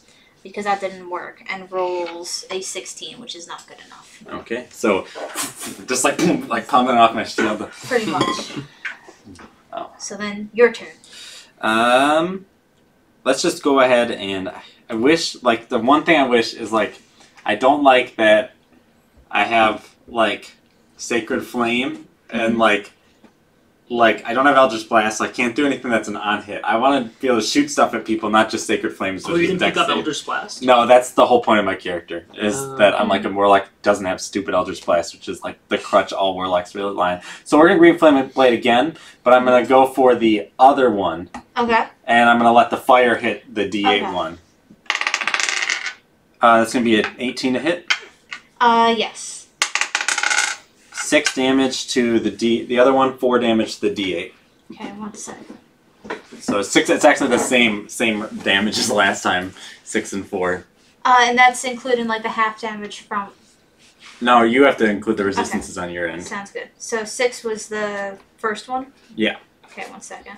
And then for my bonus action. Oh, wait, and then what was the? You said 8 for how much for the second one?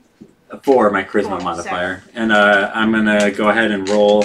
For my bonus action, I'm gonna cast Healing Light on him. 1. You tried. And next up is Boggs. I am going to try that poison again. Okay. Gosh dang it. So a con save. Mm-hmm.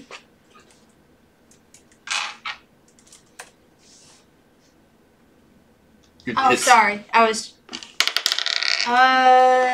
13. That is the... It's ties. So then it saves at that point. Damn. Next up is Franz. Cool. Well, do you want to use your bonus action or anything? No. Okay, go ahead, Franz. Sorry. Sorry, I realized I recorded the health wrong on the 2 rats, So attempt to hit the D8. Okay. That is going to be a 17. That hits. With my machete. So that's magical machete. That's 3. That's a 5. That's an 8. That's going to be 12 points of damage. Tell me how that also just barely kills him. Oh, yeah. So is this the more humanoid-looking one? That is the more humanoid-looking one. I'm just like, look at what a real human looks like. And I'm just like, stare him down for this, like, for 5 of the 6 seconds I have in my turn. And just decapitate the rat head. Beautiful. And next up is... And I'm going to use the rest of my movement to disengage, which I don't need to disengage. Are you not engaged, I think? Then I'm going to hide in the shadows with a natural 20. Okay, you hide. You disappear, you slice off the thing, and then... It's like the, what the fluff challenge where they drop the... Next up is the D10 rat, who's going to make another attack at Boggs and miss. And then angrily he's going to take a swipe at Mags and also miss. He kind of like, he tried to like power up and do one in the same time, and he just like totally whiffs. Like not even like hits you and it like knocks off your armor, he just airballs it. So we're back to Mags. Sacred Flame it. Dex save. Okay. 11 plus stuff.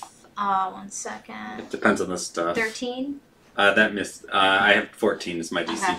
So that's a D8. 8. He does not like that. Light him up. Does not. It kind of smells like rotten meat that's been cooked, and it's just not having for it. Next up is Boggs. I'm going to attack with my club again. Okay. Shillelagh? Yeah. Nat 1. You're rolling a D12. For hit, right? Yeah, to hit is a D20. Yeah. Have you been rolling a D12? Yes. I might have been, yeah. Not the whole time. I've been trying to keep a track. 18 then. Plus 4. Plus 4. Plus 2. So 20. Or no, plus 3. Plus 5 for you. Yes.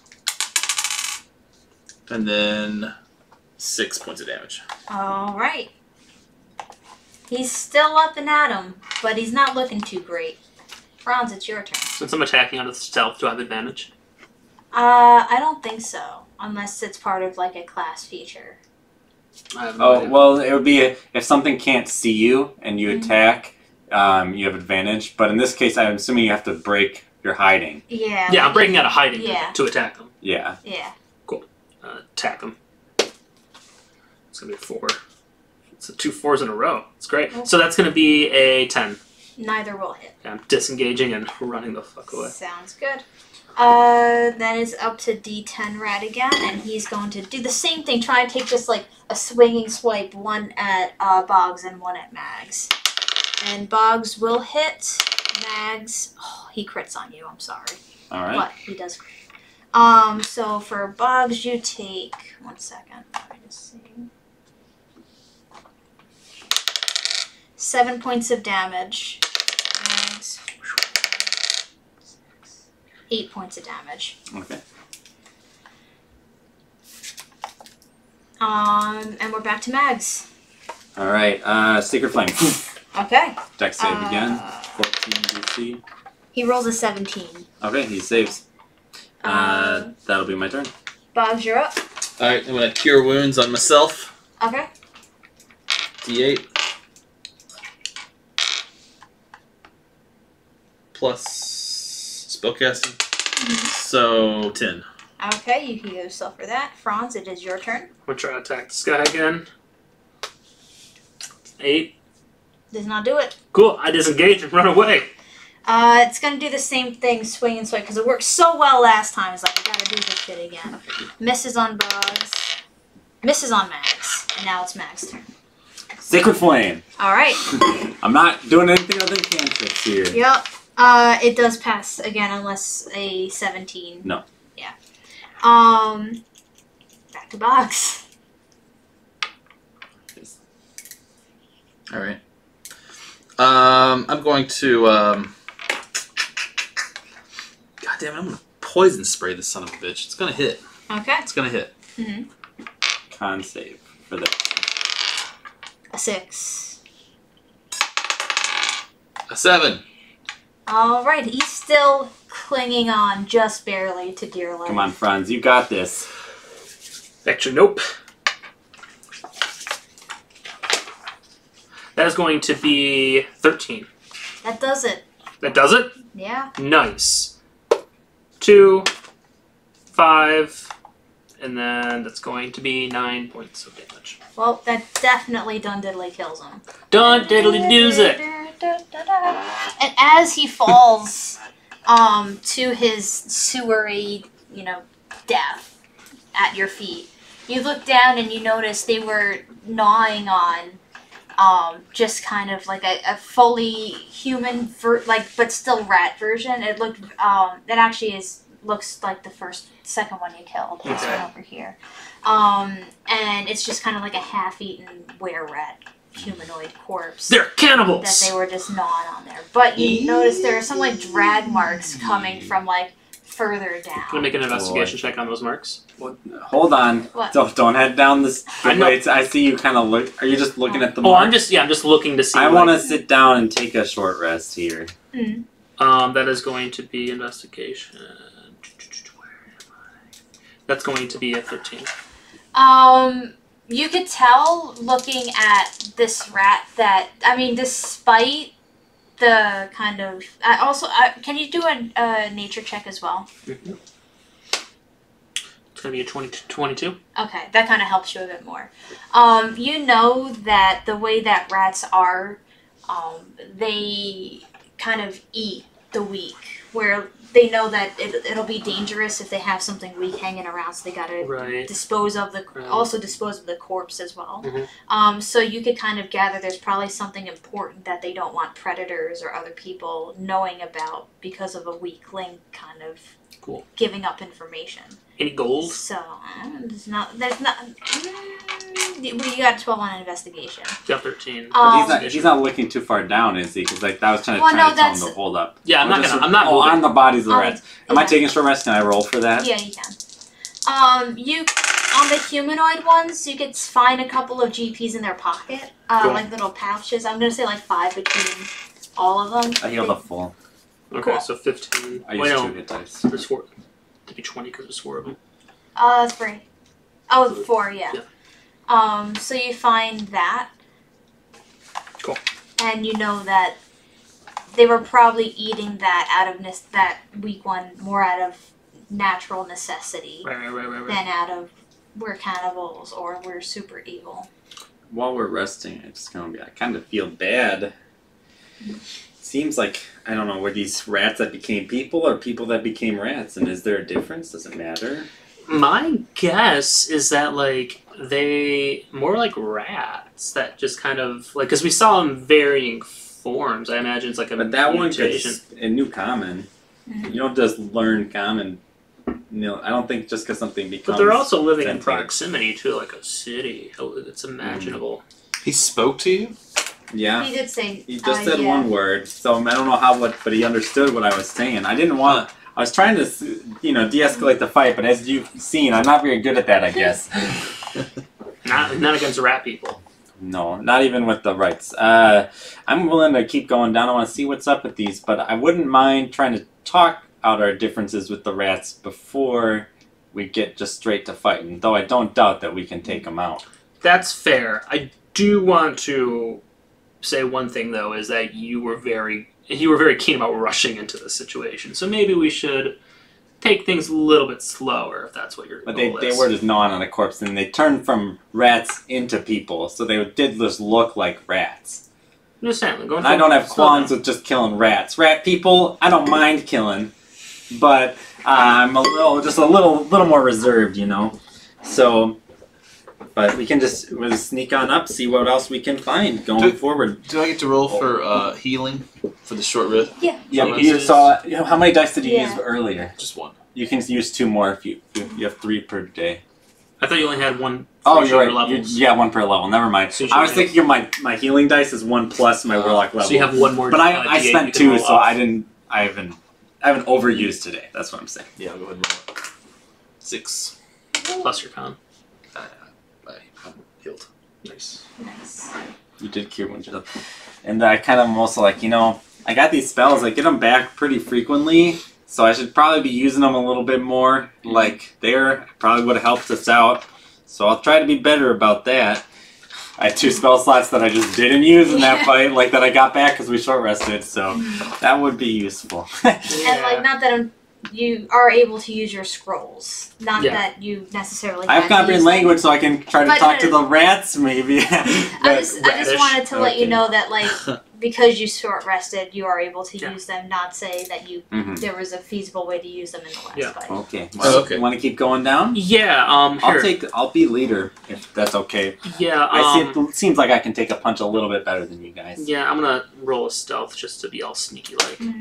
That is going to be a 26. Do you want us to all roll them too? Yeah, Do see how squad. Nat 20. Why can't I get that when I'm doing attacks? Nat 1. Well, we're able to. My Nat 20 equalizes that out. Yeah. He rolled a Nat 1 on his stealth. Okay. That's hilarious. Give me 1 second. I'm tiptoeing and I break my foot and scream Oh, no. in agony. Alright, so you follow. I'm letting you guys see the drag marks pretty much to the end of the to wherever this is because they didn't have time to clean it up. It's literally just this thing must have gotten mortally wounded and they just dragged it away from wherever it was to eat the evidence, and then they were going to clean it up after, which shows that they're not exactly the smartest either because they could have just eaten it, not dragged it away. So you get adults. What? No. I thought you said a bunch of adults, but then when I asked what, I realized I heard you correctly.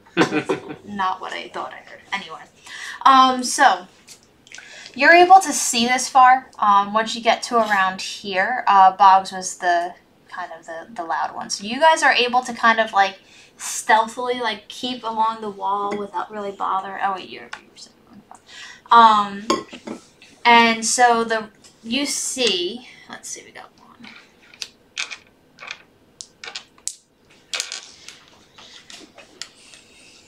4 rats in varying forms. Mm-hmm.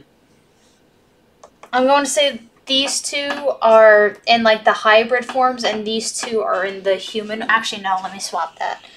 The 2 on the outside with like the solid red are in the humanoid forms, and then the 2 in the middle are in like their like hybrid rat human forms. But they're all like furry, like rat people-ish. But some are more rat and some are more people. And behind them is just like a horde of shit, like sort of how Screech's room looked, except there's more shit here than in Screech's room. Fighting the rat king. And you 2 are able to kind of stick to the side, but then Boggs, he just steps in like this big old puddle and just splash. And then they all, and then their ears go, and they zero in right on him. And I would like everyone to roll initiative. It's going to be a 17. An 11.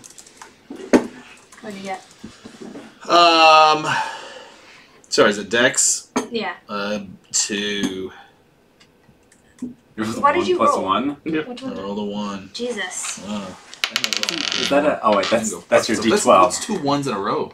Yeah, roll the green one from now on. Oh. The green one's the new best friend.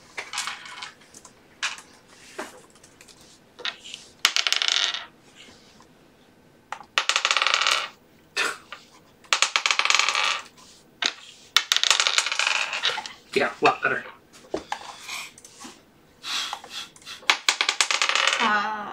Was left D8. Okay.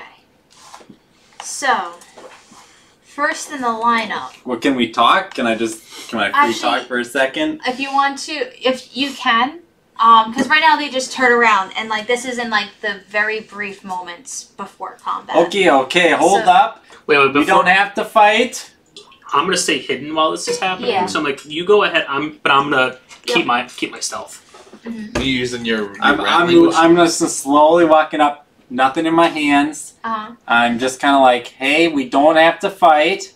Don't get too close. Okay, I was like, how? You said you're walking up, so I get close enough where I could theoretically run up and attack them at once, but not because that's my goal. That's not like, just like, kind of like say around 30 feet. Yeah. You guys can talk, right?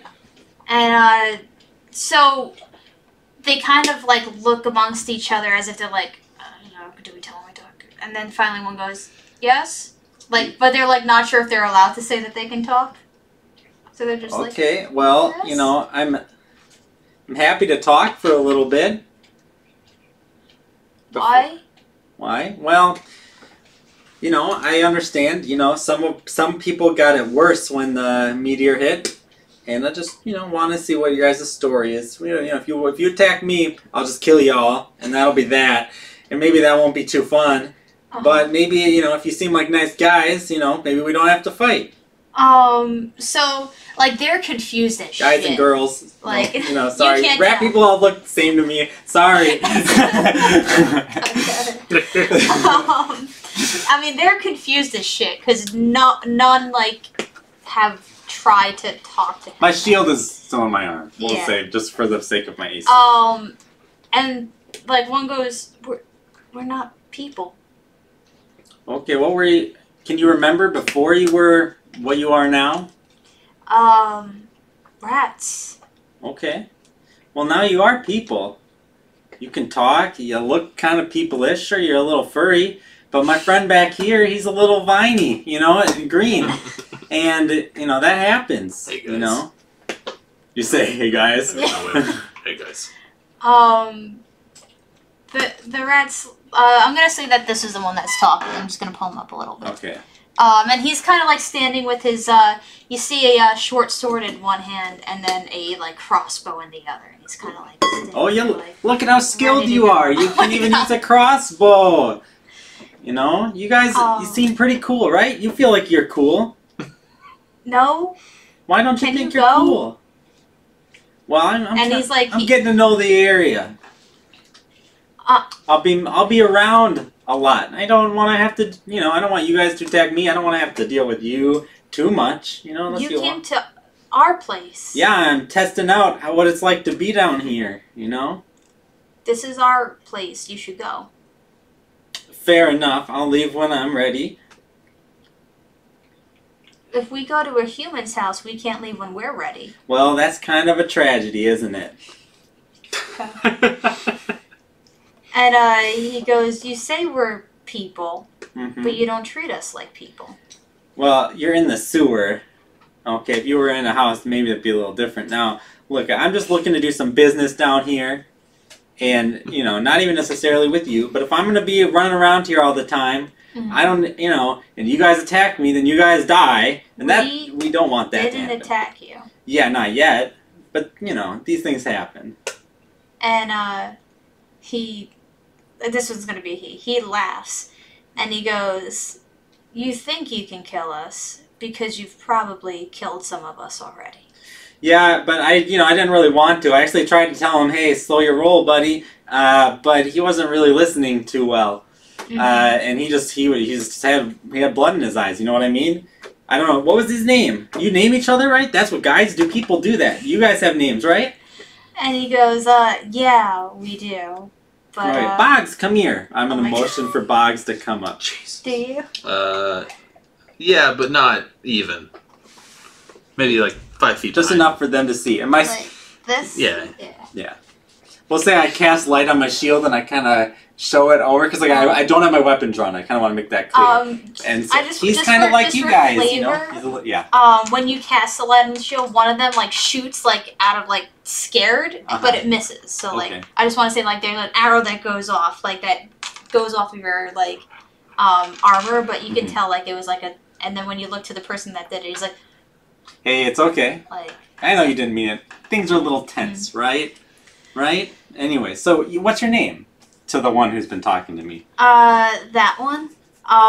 His name, I'm gonna go with typical rat names on r/rats. Okay. Gus. Gus, hey, nice to meet you. I wish I could say the same. Okay, that's fair enough. Some people don't like to meet me. It's okay. So, what do you guys do down here? Like, what is your goal? To be unbothered. To be unbothered. And you gotta eat, right? Yes. Okay, that's one thing you do. How do you know how to speak? We hear people here all the time. Okay, so you just kind of listen in on other people's. You could be valuable, you know, if you're able to listen in on other people's conversation. You have what we'd call a service you could provide. And he laughs at that, and he goes, "We're not here for you, so you should go. I'm giving you." They might be useful to the Thieves Guild. Maybe we could. What I'm saying is, you guys could dream a little bit bigger to help them out a little bit. Yeah, but we're happy. We're already bigger than what we were. I'm very glad you're happy. Now, what I don't want to see happen is I'm going down, meeting with my friends down in the sewer, and then I get attacked by some happy rats, or, you know, they get in my way, and then I gotta kill some happy rats. Nobody's happy then. I'm not happy, you're not happy. And he goes, well, we live off of the path. Okay. We specifically stay away from the people that frequent the sewers. Okay, that's good. So smart. See, another aspect of people that you also have. That you went out of your way to find us. Yes, I was. You know, I'm just interested. I'm a curious person. So, you're not going to be on your merry way, going from point A to point B and getting bothered by rats. You are only bothered by us because you came into our party. Pointedly. Okay. So the entire time I'm just like. In the shadows. I think that's a fair assessment. I'm not arguing with you. Okay? So he goes, we don't want to be bothered by you. And you could tell that he's also kind of like, there's like a huge hoard of treasure right behind him. So, you know, he's also pretty defensive about that. Okay. And he goes, one of the things that I'm interested, go ahead. You wanted to talk. I see you.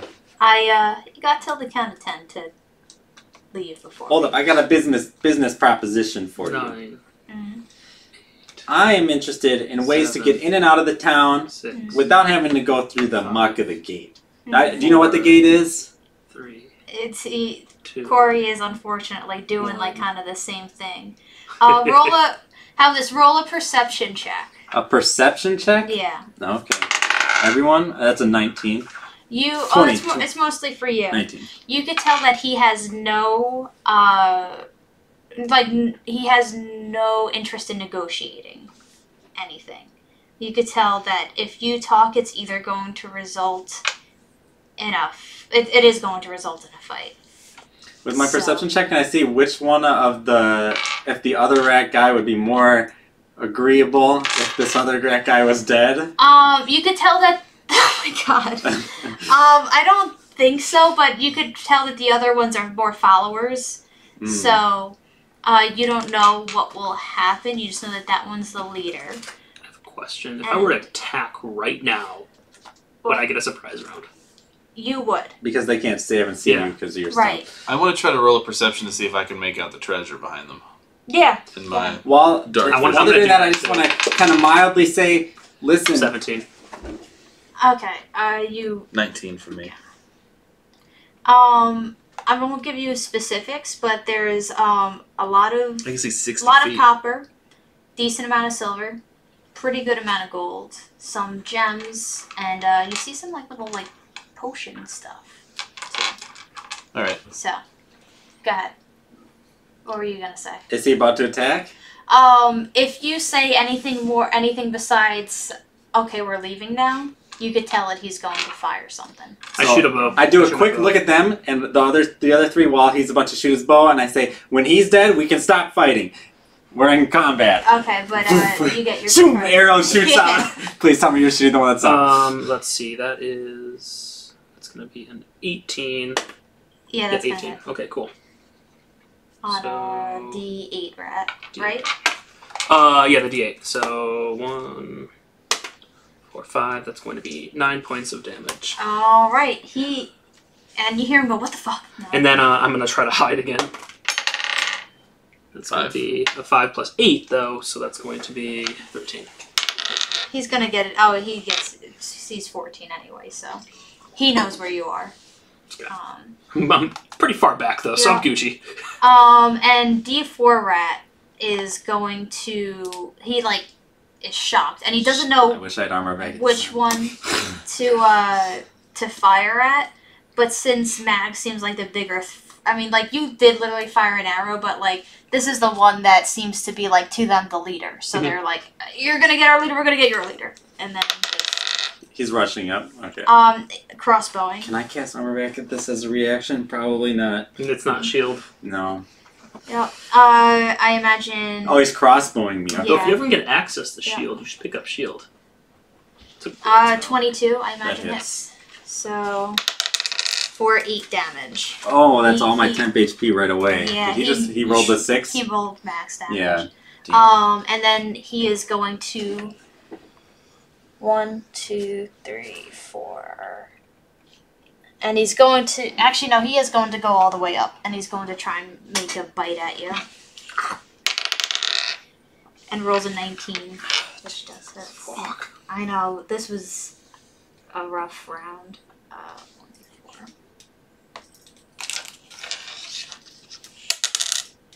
Okay, for 4 damage. Okay.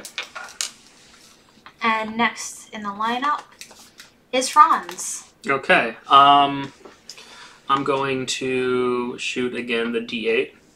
Okay. That's going to be a 21. That hits him. Okay. Let's see. He's next. So that's just going to be 6 points of damage. Okay. Sorry, 10 points of damage. More than your last sneak attack, remember? Yeah. I don't get a sneak attack though, and then I'm going to try to hide again. Okay. That is going to be 18. That'll be good enough. Cool. All right, Mags, you're up.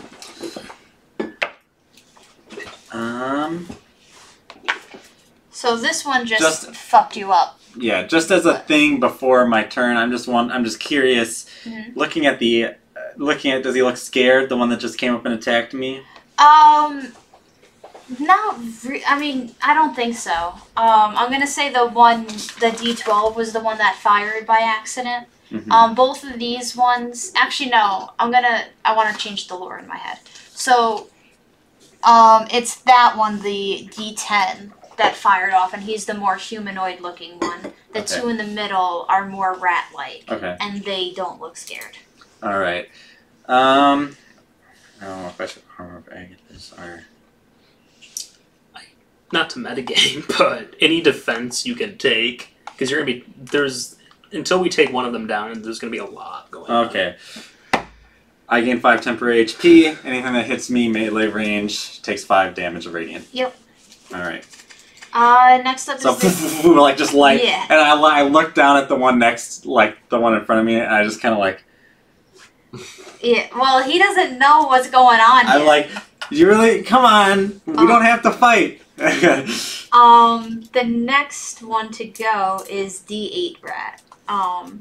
And he is going to fire a warning round, almost like he is going to fire at you, but you can tell he's like, don't even try, don't come closer, kind of a threat, trying to scare you off. And he only gets a 12, so that's not going to do it.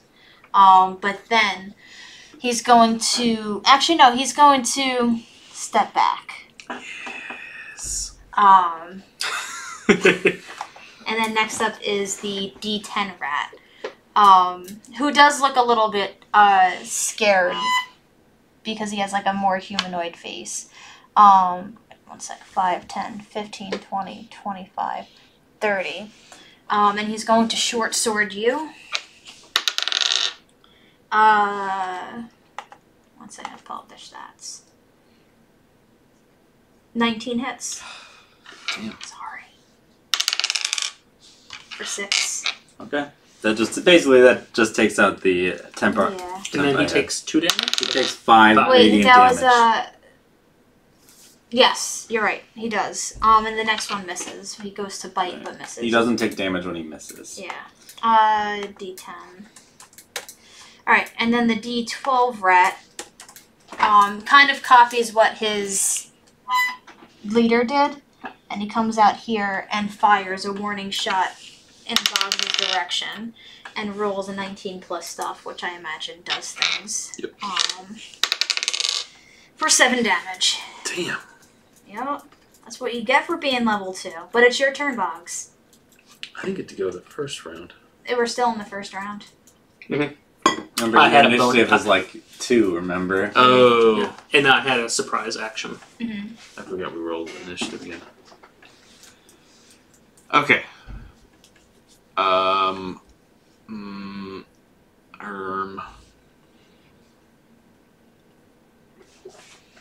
many spells do they have left? 2. Don't know if we're gonna get another fight today, just so you know. Yeah, I'm pretty sure not. we have to take a long rest pretty much after this. Yeah, and you're close enough where you could get back to the Thieves Guild if you needed some time. Alright, I'm gonna cast Entangle on the 2. Back there. Way back? Yeah. Just kind of give me a good 20 feet. Yeah. Yeah. There we go. Dope. And they have to... Strength check. Yeah, see if they're restrained, first of all, right? Right. Alright, the D12 rolls a 15, and then 11 for the D8. The D8's restrained. Okay, that one's the leader. Just as a heads up. Restrain means that we would have advantage on attacks against it? I think. I'm not sure. I know that they have to. They can't take an action Right. until they unrestrain themselves. Mm-hmm. Unless it makes them Attack prone. rolls have advantage, I think. Oh, great. Alright. You're the D4's up. God. No. Yep, hold on 1 second. I'm just pulling up the restrained. It's D4 you, me, D10, D12. Yeah, and attack rolls have advantage, and its attack rolls are at disadvantage. Cool. Oof. So it has its actions. Does it have its action? Yeah. Yeah. So yeah, D4 It is says up, that and it it's can going use to... its action to make a strength check against the spell. Oh man, he rolls a nat 1. Yes. So... Fuck you, little rat. So what he's going to do is make an attack with his sword, but it just goes flying out of his hand. We don't gotta fight! You're not even good at it! But you got other skills you have that are valuable. And And like unarmed, he just kind of like he knows he's like in shit city right now, so he's just gonna go like this. I'm not gonna hurt you unless you do something dumb. Okay. Next up is Franz. Okay, I'm going to shoot D8, Mr. Leader, and I have advantage. Which means it's sneak attack. Yeah. So that is going to be an unnatural 20. So yeah, unnatural 20. Yep. Cool. So 2, 3. It's going to be 7 points of damage, and then I'm going to attempt to hide again. Okay. That is going to be a 10. Okay. You don't hide, but the leaderette's looking pretty fucked up. Cool. I'm just gonna get the hell away from most things. Mm-hmm. All right. I'm so happy that my good friend here restrained him. I'm just gonna listen. We don't gotta fight, but one of you's gonna die. Guiding bolt at the D8. That's going to be a 17 plus 6, so that's 23 to hit. That hits. All right, and that's going to be 4d6 radiant damage. Oh my god. Next attack has the next attack on. Oh, my d6 is up there. Okay, so that's going to be 3, 1 and a 2, and a 6 and a 2. So that's going to be 11 damage. Tell me how that annihilates. So, like in the most bright. Their dark vision, they're blinded. They just think I'm like some sort of angel or whatever. Like the angel wings are sprouting out as I'm like shooting this, like just like 4 bolts, like very anime and kill it. And I'm like, we don't gotta fight. Looking at the D4 and the D10 right in front of me, and like there's this light shooting all out of me right now because the shield is lit. I got the armor on, like. I scream from the back, bend the knee to your new Rat King. Well, when you say that, this one does, like, just follows whatever you say right now. So the D10? The D10 does. The D4 was the one that lost its sword. It is, but the D10 one is the one that is, like, also think of what it means where that one was, like, in more of a humanoid form than the other ones. So, it's like, okay. And then the hybrid one's still, like, it's just standing there like it's still debating what it needs to do right now. And it's not sure what it wants to do. It just knows, I don't want to get killed. Alright, just to finish my turn, I just want to be like, listen, we can be done fighting right now. And then... And he just goes, if we leave, will you let us leave? Can we talk first? I'll let you leave. You have to talk to my friends though, because they're my friends, and you were shooting arrows at him. So I don't know. Maybe Big Green over there is angry, but I'm fine with letting you go. We're just gonna take your shit. I'm gonna take your shit. Yeah, he's like, just let us go. Yeah. And he looks to you like for permission to like book the shit out of here. Boy, bye. Let's talk first. But I promise you, I will not hurt you unless you, for some reason, decide you want to hurt me. Sounds good. Okay, here's my deal. Listen, you know these sewers like the back of your paw, okay? You know them very well. That's a useful thing for someone like me who's going to be hanging out around here sometimes. I would gladly, in exchange for your service of mapping out the sewers for me so that I understand if there's a way in and out of town and stuff like that, that would be wonderful, very useful for me. If you'd like to, I could get you some food or something. I can get really tasty food. I don't know if you like cheese, but I'm sure I can get some really good cheese for you. I've heard but if you don't like that, if you want something, I can get it for you. Mr. All rat people look the same to me. I'm willing to, I'm willing to, just have some sort of business arrangement. It doesn't have to be violent. It doesn't have to be anything negative. It doesn't even have to be like I'm intimidating you or making you, make you do these things. It can be just an agreement between people because that's what you are. So the rat goes, okay, I'm leaving now. But this one goes, I'll do it. So like this one wants just go ahead and leave. Okay. But this one is game. Like you hear him just like from his like kneel position, like, I'll do it. Yeah. What do you want? And he kind of like he doesn't know what he wants. I'm going over there. Just be like, just sort of join the conversation. So this one's dead. So pretty much. What about the last one? What's the detail? It's you do a perception check. That's gonna be a 17. It's looking for a way out. Like it doesn't seem. It seems to be on the same board as D4. I whistle at him and just go. Just make sure that they know who did this. And not to fuck with us. Like, there's a little pea trail following. I mean, had a few scare poops. Why not Mr. Scare? Why not this guy? If we take him back to the Thieves Guild, maybe they can work out an arrangement. That's a great idea. You like meeting new people? And he kind of new nice people. And he goes, "Oh, they're nice." There's a person like you there, believe it or not. Is there? Yeah, it's a bird. Oh, okay. So I was confused, but yeah. Yeah. And he's like animal people, you know. And when you said bird, he's like, no, it's not that kind of bird.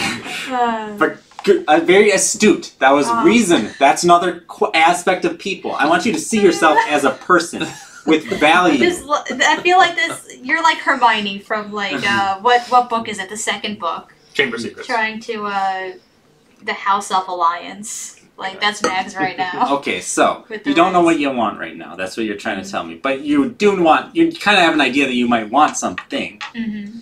Okay. If you want to provide the service first and try to, while you're providing it, be thinking about what you want. That's golden. That's good for me. Okay. And he's watching and he's like, okay. Okay, we're gonna take you back to meet some of our friends. Well, no, we're speaking of things that are golden. We're gonna steal their shit first. Yeah, they're gonna go ruffle through. They're gonna ruffle through your stuff. Is there anything there that you particularly want to keep? And let me look at the. I'm making an investigation check, by the way. That's gonna be a 10. He's like, can I keep the gems? And I take the most valuable one. You can take the rest. They're all kind of similar value, so you just pick the one that calls to you the most. Okay. They're 7, so you take 1 and he takes 6. Okay. So, and he's like, okay. Consider this part of your payment. Okay.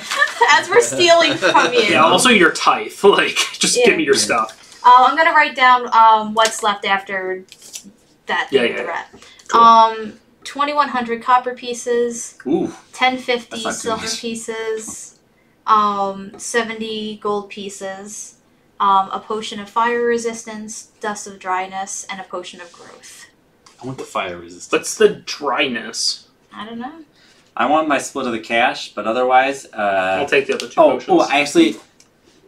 And I looked at you, and you wanted the potions. You can take the potions, but let me look at them, because I might be able to replicate their effects. I know alchemy pretty well, actually. Cool. Mm-hmm. I may not look it, but sometimes I'm smart. Mm-hmm. Okay, what's your name? Oh yeah, the other one didn't. Wallace. Wallace, it's nice to meet you, and I reach out my hand to shake. And he reaches out like this little rat paw that's got like really 3 real fingers, and the other one, he's missing a toe. Nice to meet you. Glad we could get along a little bit. And he it's not like he's being unchatty because he doesn't like you. He's just scared as shit, and he's used to being a follower. So he's just like. I put my arm around him as we start to walk away. He like flinches. And I say, I'm glad to have you as a friend, Wallace. And he, this is weird. And fade to black. I think that is a good spot. I mean, do you want to go? I think we should wait till next week, or what do you? I was just gonna say, we just establish we take a long rest. So yeah. So we don't have to deal with that mechanical stuff when we get back. Yeah. Oh, do we want to take it here? I'd rather take it at the guild. That's what I meant. Yeah, we just go back. So we're just establishing that we get them back to the guild. We'll have the conversations that happen, but we're taking the long rest at the guild. Yeah. Okay, that's great. Sounds good. Cool. So we don't have to worry about that mechanical nonsense. Yeah.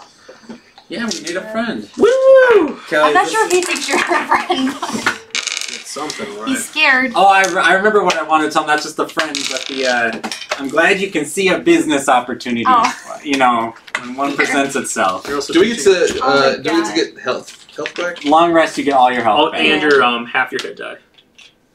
What? No, you got You get all your hit die I back. thought it was half. Okay. You get all your hit die back, you get all your spells back, you get all your health back. You're back to start Base, fresh. yeah, like set your start fresh. Exactly.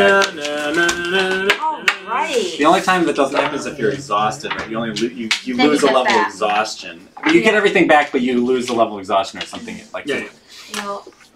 All right. So thoughts on this session?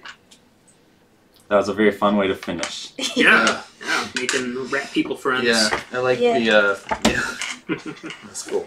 I was expecting for rat murder. I mean, there was a lot of rat murder. There was. I'm glad we didn't have to kill those other two. They were each, that last one was a little balanced in their favor, and I felt bad that it opened up with just them slaughtering Eric's character.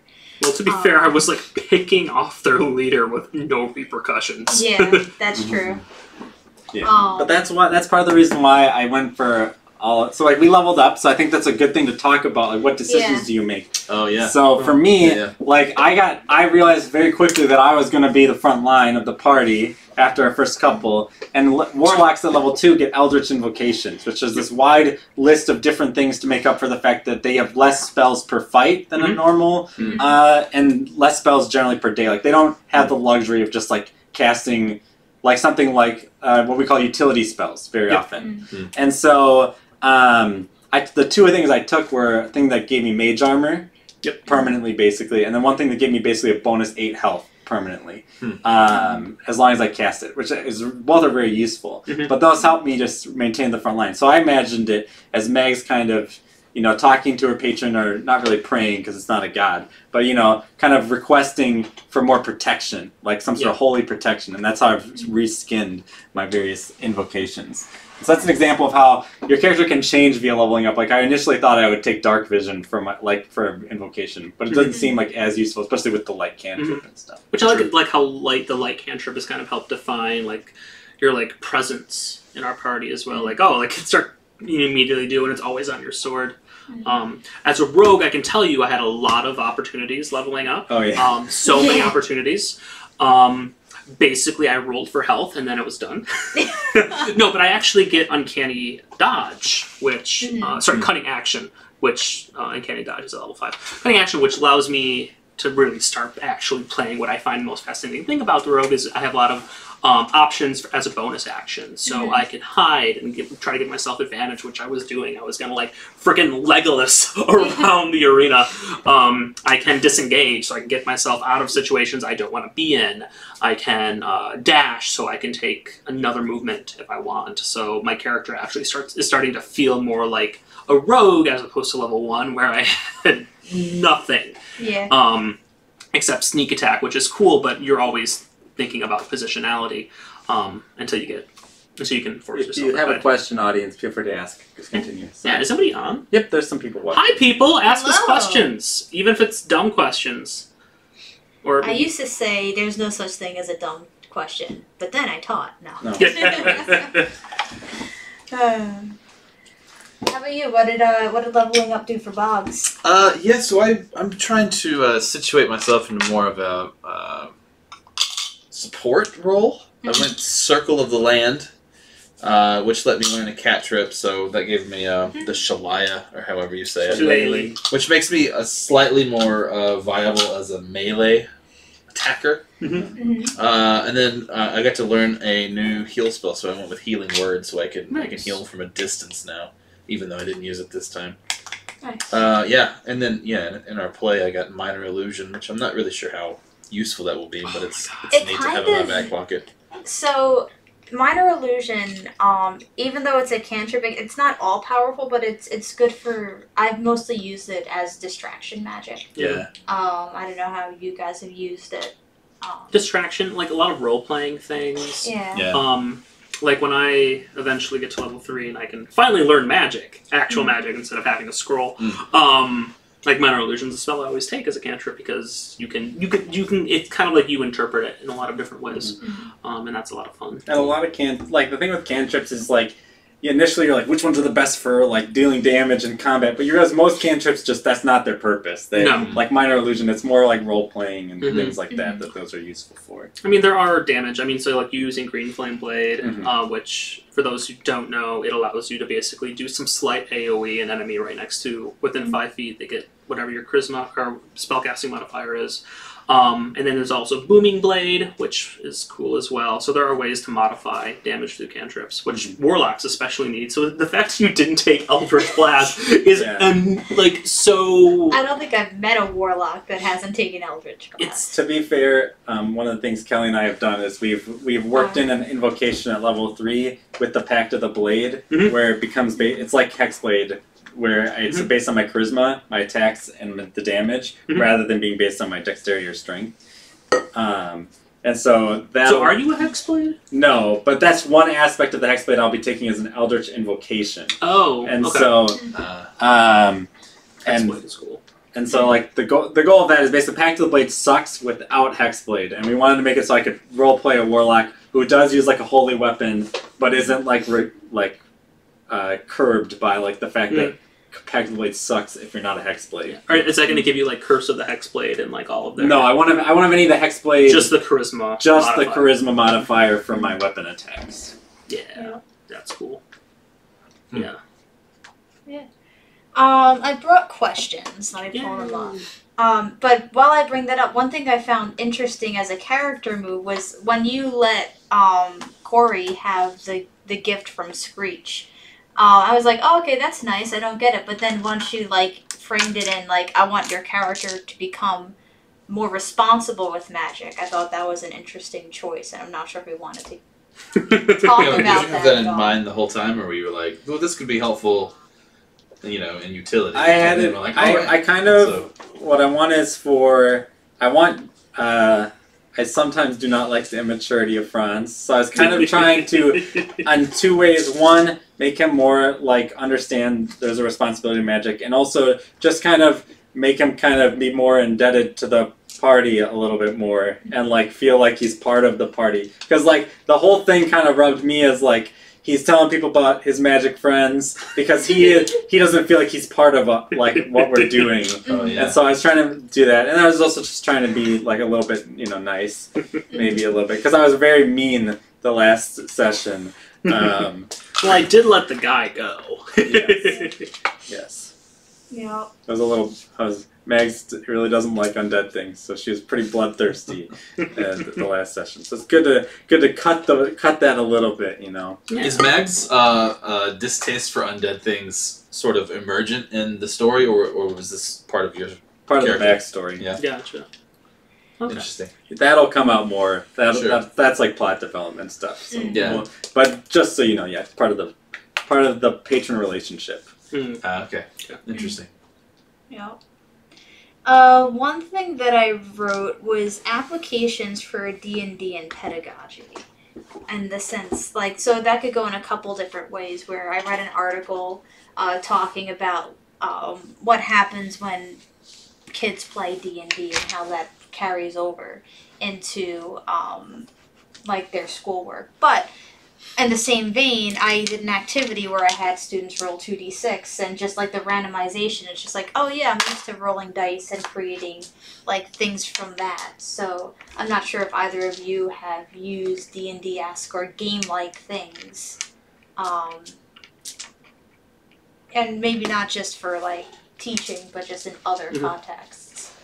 I had a friend back at Washington State who created, it wasn't necessarily D&D, but it was very RPG inspired, where he essentially made quests for his students to go do research, and he would have them like level up as they were finding sources or whatever. And I think that was neat. I think a pedagogical issue sort of with D&D, particularly the way we've been playing it, is I feel like pedagogically you want your students to understand sort of where they're supposed to be going and have clear feedback and directions for them.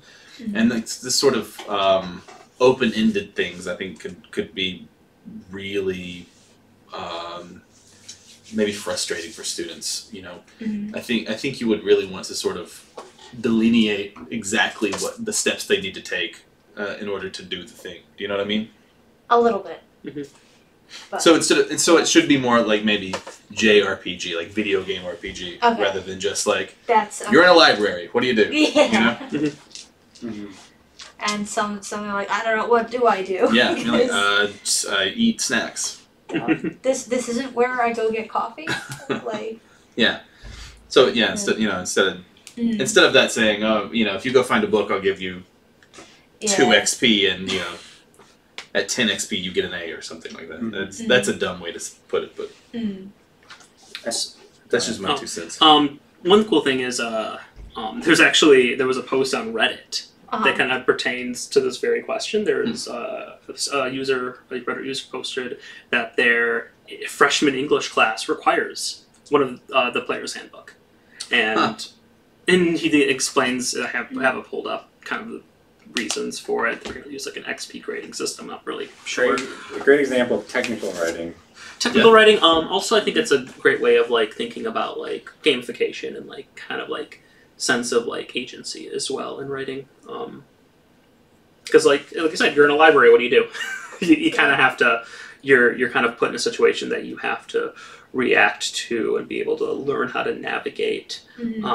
Like the idea of like being a freshman in a library, I feel like is very much akin to like you're in a room. What do you do? Yeah.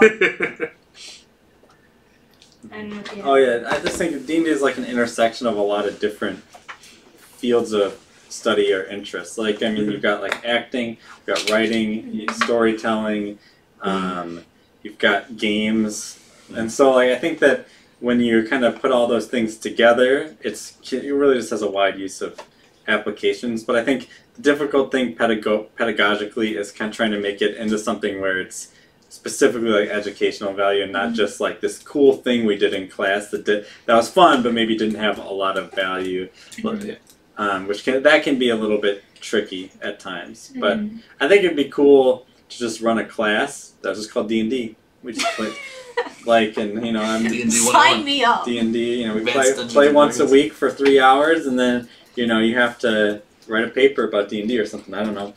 That sounds like a seminar.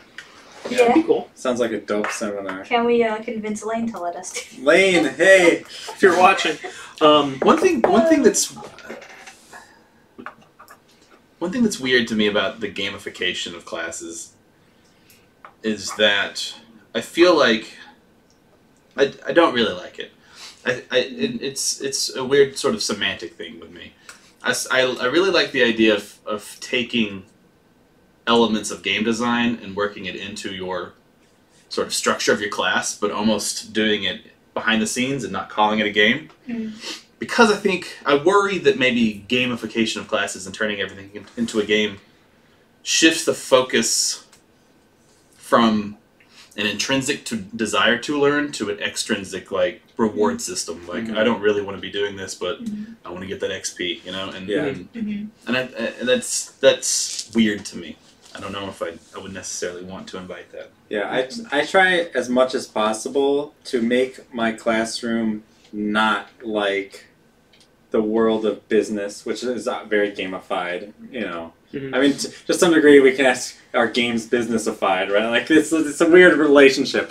But, like, I'm more, like, for instance, in my classrooms, like, I have a policy of infinite revision. Like, once you turn in a paper, you can keep turning in revisions. And for me, that's a very important distinction from, like, you turned in something, it wasn't good, you're done. Because in my opinion, in the classroom, the opportunity to learn is a lot of times learning from the past and mistakes that you've made and things of that nature. Yeah. And so, like, gamification, like, there's definitely, I think, valuable uses there. But in some ways, I want my classroom to be a space for learning, as you kind of pointed out, outside of the normal, like, expectations you're going to find outside of the classroom. Yeah. I will say, though, gamifying a classroom setting that isn't college, like middle schoolers, is very beneficial. Yeah. And I think it depends on really like the classroom setting that you're in. Sometimes you need that kind of carrot on a stick. And sometimes it's better to just go with the flow instead of fighting the current. Yeah. Especially when you're dealing with kids. Have you taught kids before? Yeah. Yeah? I did middle school for about 2 years. Yeah.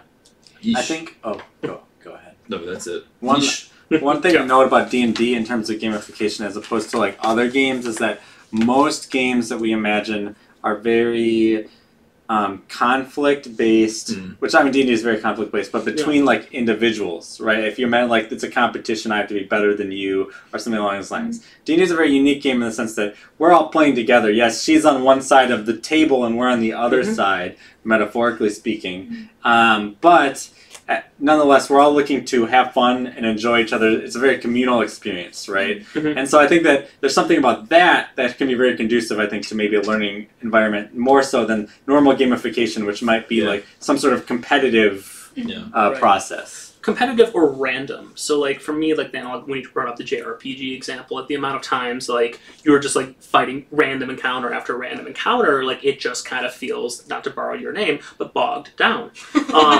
And so like what I like about D&D is like encounters, not always, but encounters are random. They are intentionally designed, and usually like they can be as a way to like emerge narrative, or they're narratively structured. Like we stumbled, like we were going out to search for rats, which sounded at the very beginning like, oh, we're going grinding essentially. Which is, as someone who's played a lot of MMOs, that's no. But then like we followed the trail and were able to kind of build up that story, and we even contributed to what you had by convincing Wallace to come with us. So like this, it's gamey, but it's more I would say it's not gamified, it's narratified in a way. There's kind of not just you're playing this and you get a reward, but there is also a story that is being told through these actions. And I think that's something that what we try to do as instructors, like, okay, so today we're going to learn these terms and concepts, but getting students to understand how to apply them and think about them in the context of their own life. I think talking to that intrinsic value that you were speaking to. And I think that also so I feel like a lot of quote unquote inexperienced D&D players kind of go, I see a conflict and I'm going to, the point is to kill the other thing. Yeah. Whereas someone who knows D&D a little bit, more in depth will try for other resolutions besides killing them and getting the gold, because I laid a really nice heap of treasure, just past these things. Yeah. And you only went for the one that posed an actual threat. I mean, theoretically they all did, but the only one that... We were taking Mag's lead there. And I thought that was a really great way to like go about that, right? Because we gained a friend, he's probably going to have some utility for us going forward. Betray us. Right, but even if he does, like, that's more interesting than just killing him and getting the gold, Yeah, I wasn't expecting any of them to live, so it's fun to have a new one I was worried he was going to kill me, honestly, like, Mags was just, I was trying to roleplay her as just frustrated by what happened at the mansion, and she wanted to go knock some skulls together. Yeah. But then when she found out that they were rat people, like, you guys know this, obviously, Mags is a changeling, and so... I thought you were a bird. No. And so she has, like, compassion on creatures like Screech or like these rat people who are not like have been deeply affected by the meteor striking. Right. And to some degree, Boggs, she'd be much more willing to open up about what she is to Boggs than to Franz right now. And so because of that, I was really hoping that like we would be able to like peacefully talk to the rats, and then I really was interested in like ways to get in and out of the city, where we don't have to go through the security, like thinking about like what else can this sewer give us that we don't already have. Yeah. Maybe there's like warring factions of rat people. Yeah, we're a rat war. Bring them together. We're gonna make Wallace the Rat King. I mean, maybe he will be. Maybe I don't know. Who the fuck knows? We'll figure it out next week. We'll see how they think of good old Wallace. Same rat channel. What? Never mind. Oh, sorry. Yeah, because... First thing, he's got diplomatic immunity. Is the first thing I say. I mean, No, they don't seem like they're the type to like, rat person! Yeah, they're not going to be guns blazing, but they definitely had some conflict if they're both in the sewers, but, we don't know their history. We'll figure it out next week. One thing that I came up with was showing like the artifice of game playing. Like when we play different games, especially RPG games, all the calculations are done there. Like, there's the potential to do a d6 of damage, but does the person actually do that amount at that time? I'm thinking like Final Fantasy, right? Especially. So like the game already does all those calculations for you. So like, what value or how does that change the dynamic of playing a game when we're physically doing that? Do I hit or not? How big is the hit? Let me add it all together. Sometimes I feel like there's a dissonance between like the kind of improv and the role playing that we do, and then the dice rolling that we do, because it feels very much like we're talking, and it's just like, oh, all of a sudden make a check, or like, especially this is something I realize as I play a rogue, is like I'm always concerned about the artifice of it. I'm worried literally about 5 feet of distance between things. I have to announce my bonus actions and I work through those, and then it's so like I feel like rogues, or at least the way I'm thinking about rogues. So if there's anyone here who plays a rogue and can tell me a better way to do it, like I'm always thinking about those gamey aspects. Okay, like now I need to do this so I can do this, etc., etc. I'm going to stealthily do the thing that I'm telling everyone I'm doing and roll to see if I actually do it. Yeah, I think that what I like about the dice is that they add the layer of unpredictability to the game between not just like the DM and the players, right? Because like imagine your character's good at lock picking. Most of the time you're going to get the lock, great. But once in a while you're not going to get the lock, and that's a unique moment, right? Or the reverse, you're terrible at lock picking. But once in a while, you're going to get it, and then that's, like, the story will progress differently depending on what happens. Same thing with a persuasion check or with any check. And I think that's the part of the fun of the randomness of the dice when outside of combat. I think in combat, what they do is, they... Like, I'm thinking like the second combat encounter we had with the rats, where, like, they all just ganged up on, they all just kept getting their hits on me. That created more of a pressing, like, moment where, like... If they hadn't hit me, I probably would have gotten bolted that guy twice or something. Yeah. But they hit me, they were doing lots of damage, so I had to change kind of what I was doing because of the dice roll. And so to me, like, that allowed for a more dynamic experience where, like, I can't just say, what would my character do in this situation, like, let's say thinking an hour before we start playing, and, like, think of oh, I know exactly what I'm going to do today. Because, like, then a dice roll goes wrong, and now you're improvising, right?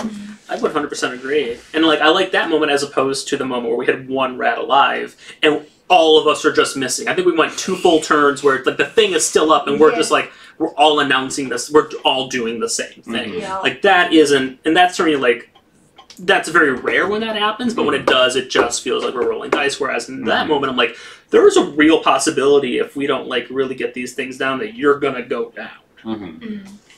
Yeah, I like the impartialness of the dice. I think because then otherwise we're just kind of shooting the shit, right? I think it kind of grounds it.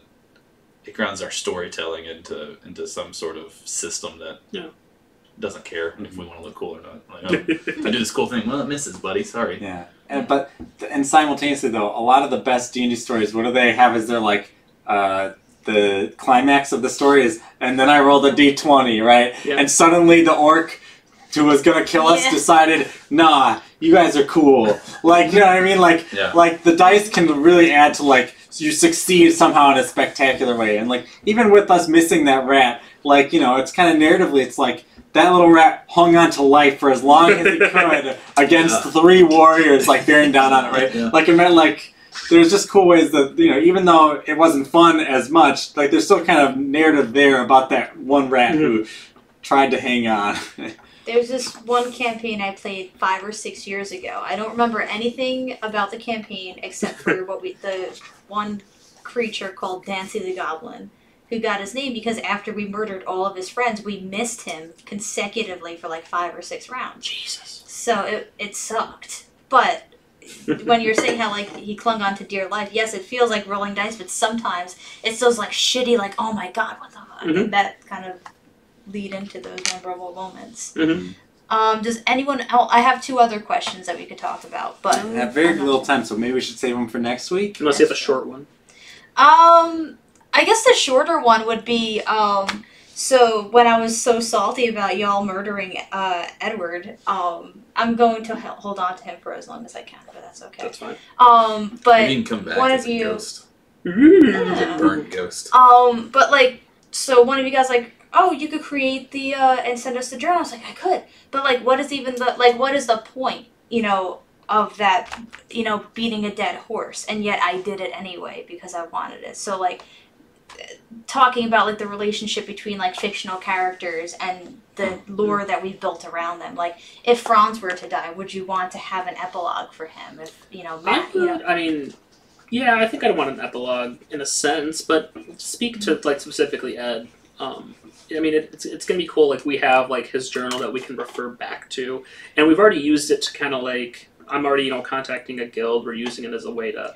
Oh, so I'm talking about the personal journal, not the coded journal. Oh yeah. But sorry. Well, like we have this, because of the personal journal, we have the idea of like the dead drop, the contact, and all of that, and that's going to be useful. Like, be able to like at least pursue that and make that as like part of our motivation with like making contacts around town, like. Like, we now have this list of 12 names that we wouldn't have had if we hadn't worked through this journal. Yeah. And so I think that, like, Ed's story is not over, in a sense. Was he going to join our party? Was he going to be an NPC? I don't know. It could have been anything. I mean, you guys are kind of the dictators of the story. It's a joke to think...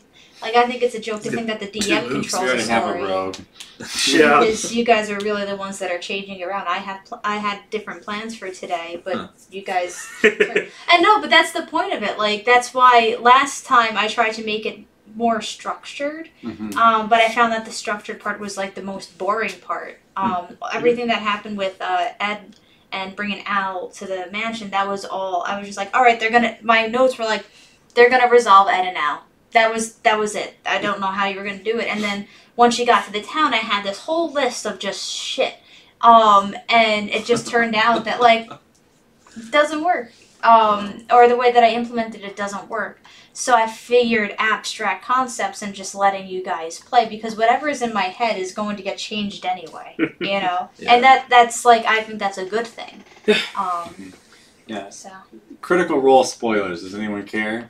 Yes. So, you do? Yes. Okay, then I want to Okay. Sorry. Let's just say there's a point where, like, I think the DM had, like, planned out, like, the campaign in one direction, and the characters did, like, in, like, a single, like, 2 hours, like, just after the break, screwed up a business transaction so bad, and that, like, the whole campaign just changes and goes in a completely different direction. And so it's like... That's, like, I just remember Matt Mercer being like, that's D&D. Like, this is what it is. Like, if you can't handle that, then they're playing the wrong game. Because to some degree, D&D really is, and that's what makes it so much more engaging than, like, a video game or something where you're, in Grand Theft Auto, you're confined to Liberty City. Everything you do is pre-planned. And you have your own little ways around it. But in D&D, because it's, you're fundamentally working with other people and it's all imaginative, you can really do anything. We could have said no to that dwarf too. You could have. I would have been boned. No, I had sub-adventures just in case. Yeah, but like... I was really trying to make you guys say yes to... Oh yeah, because you had the nice railroading comment. It's like, well, if you don't do this... But yeah, you guys made friends with Wallace the Rat, and fun stuff today.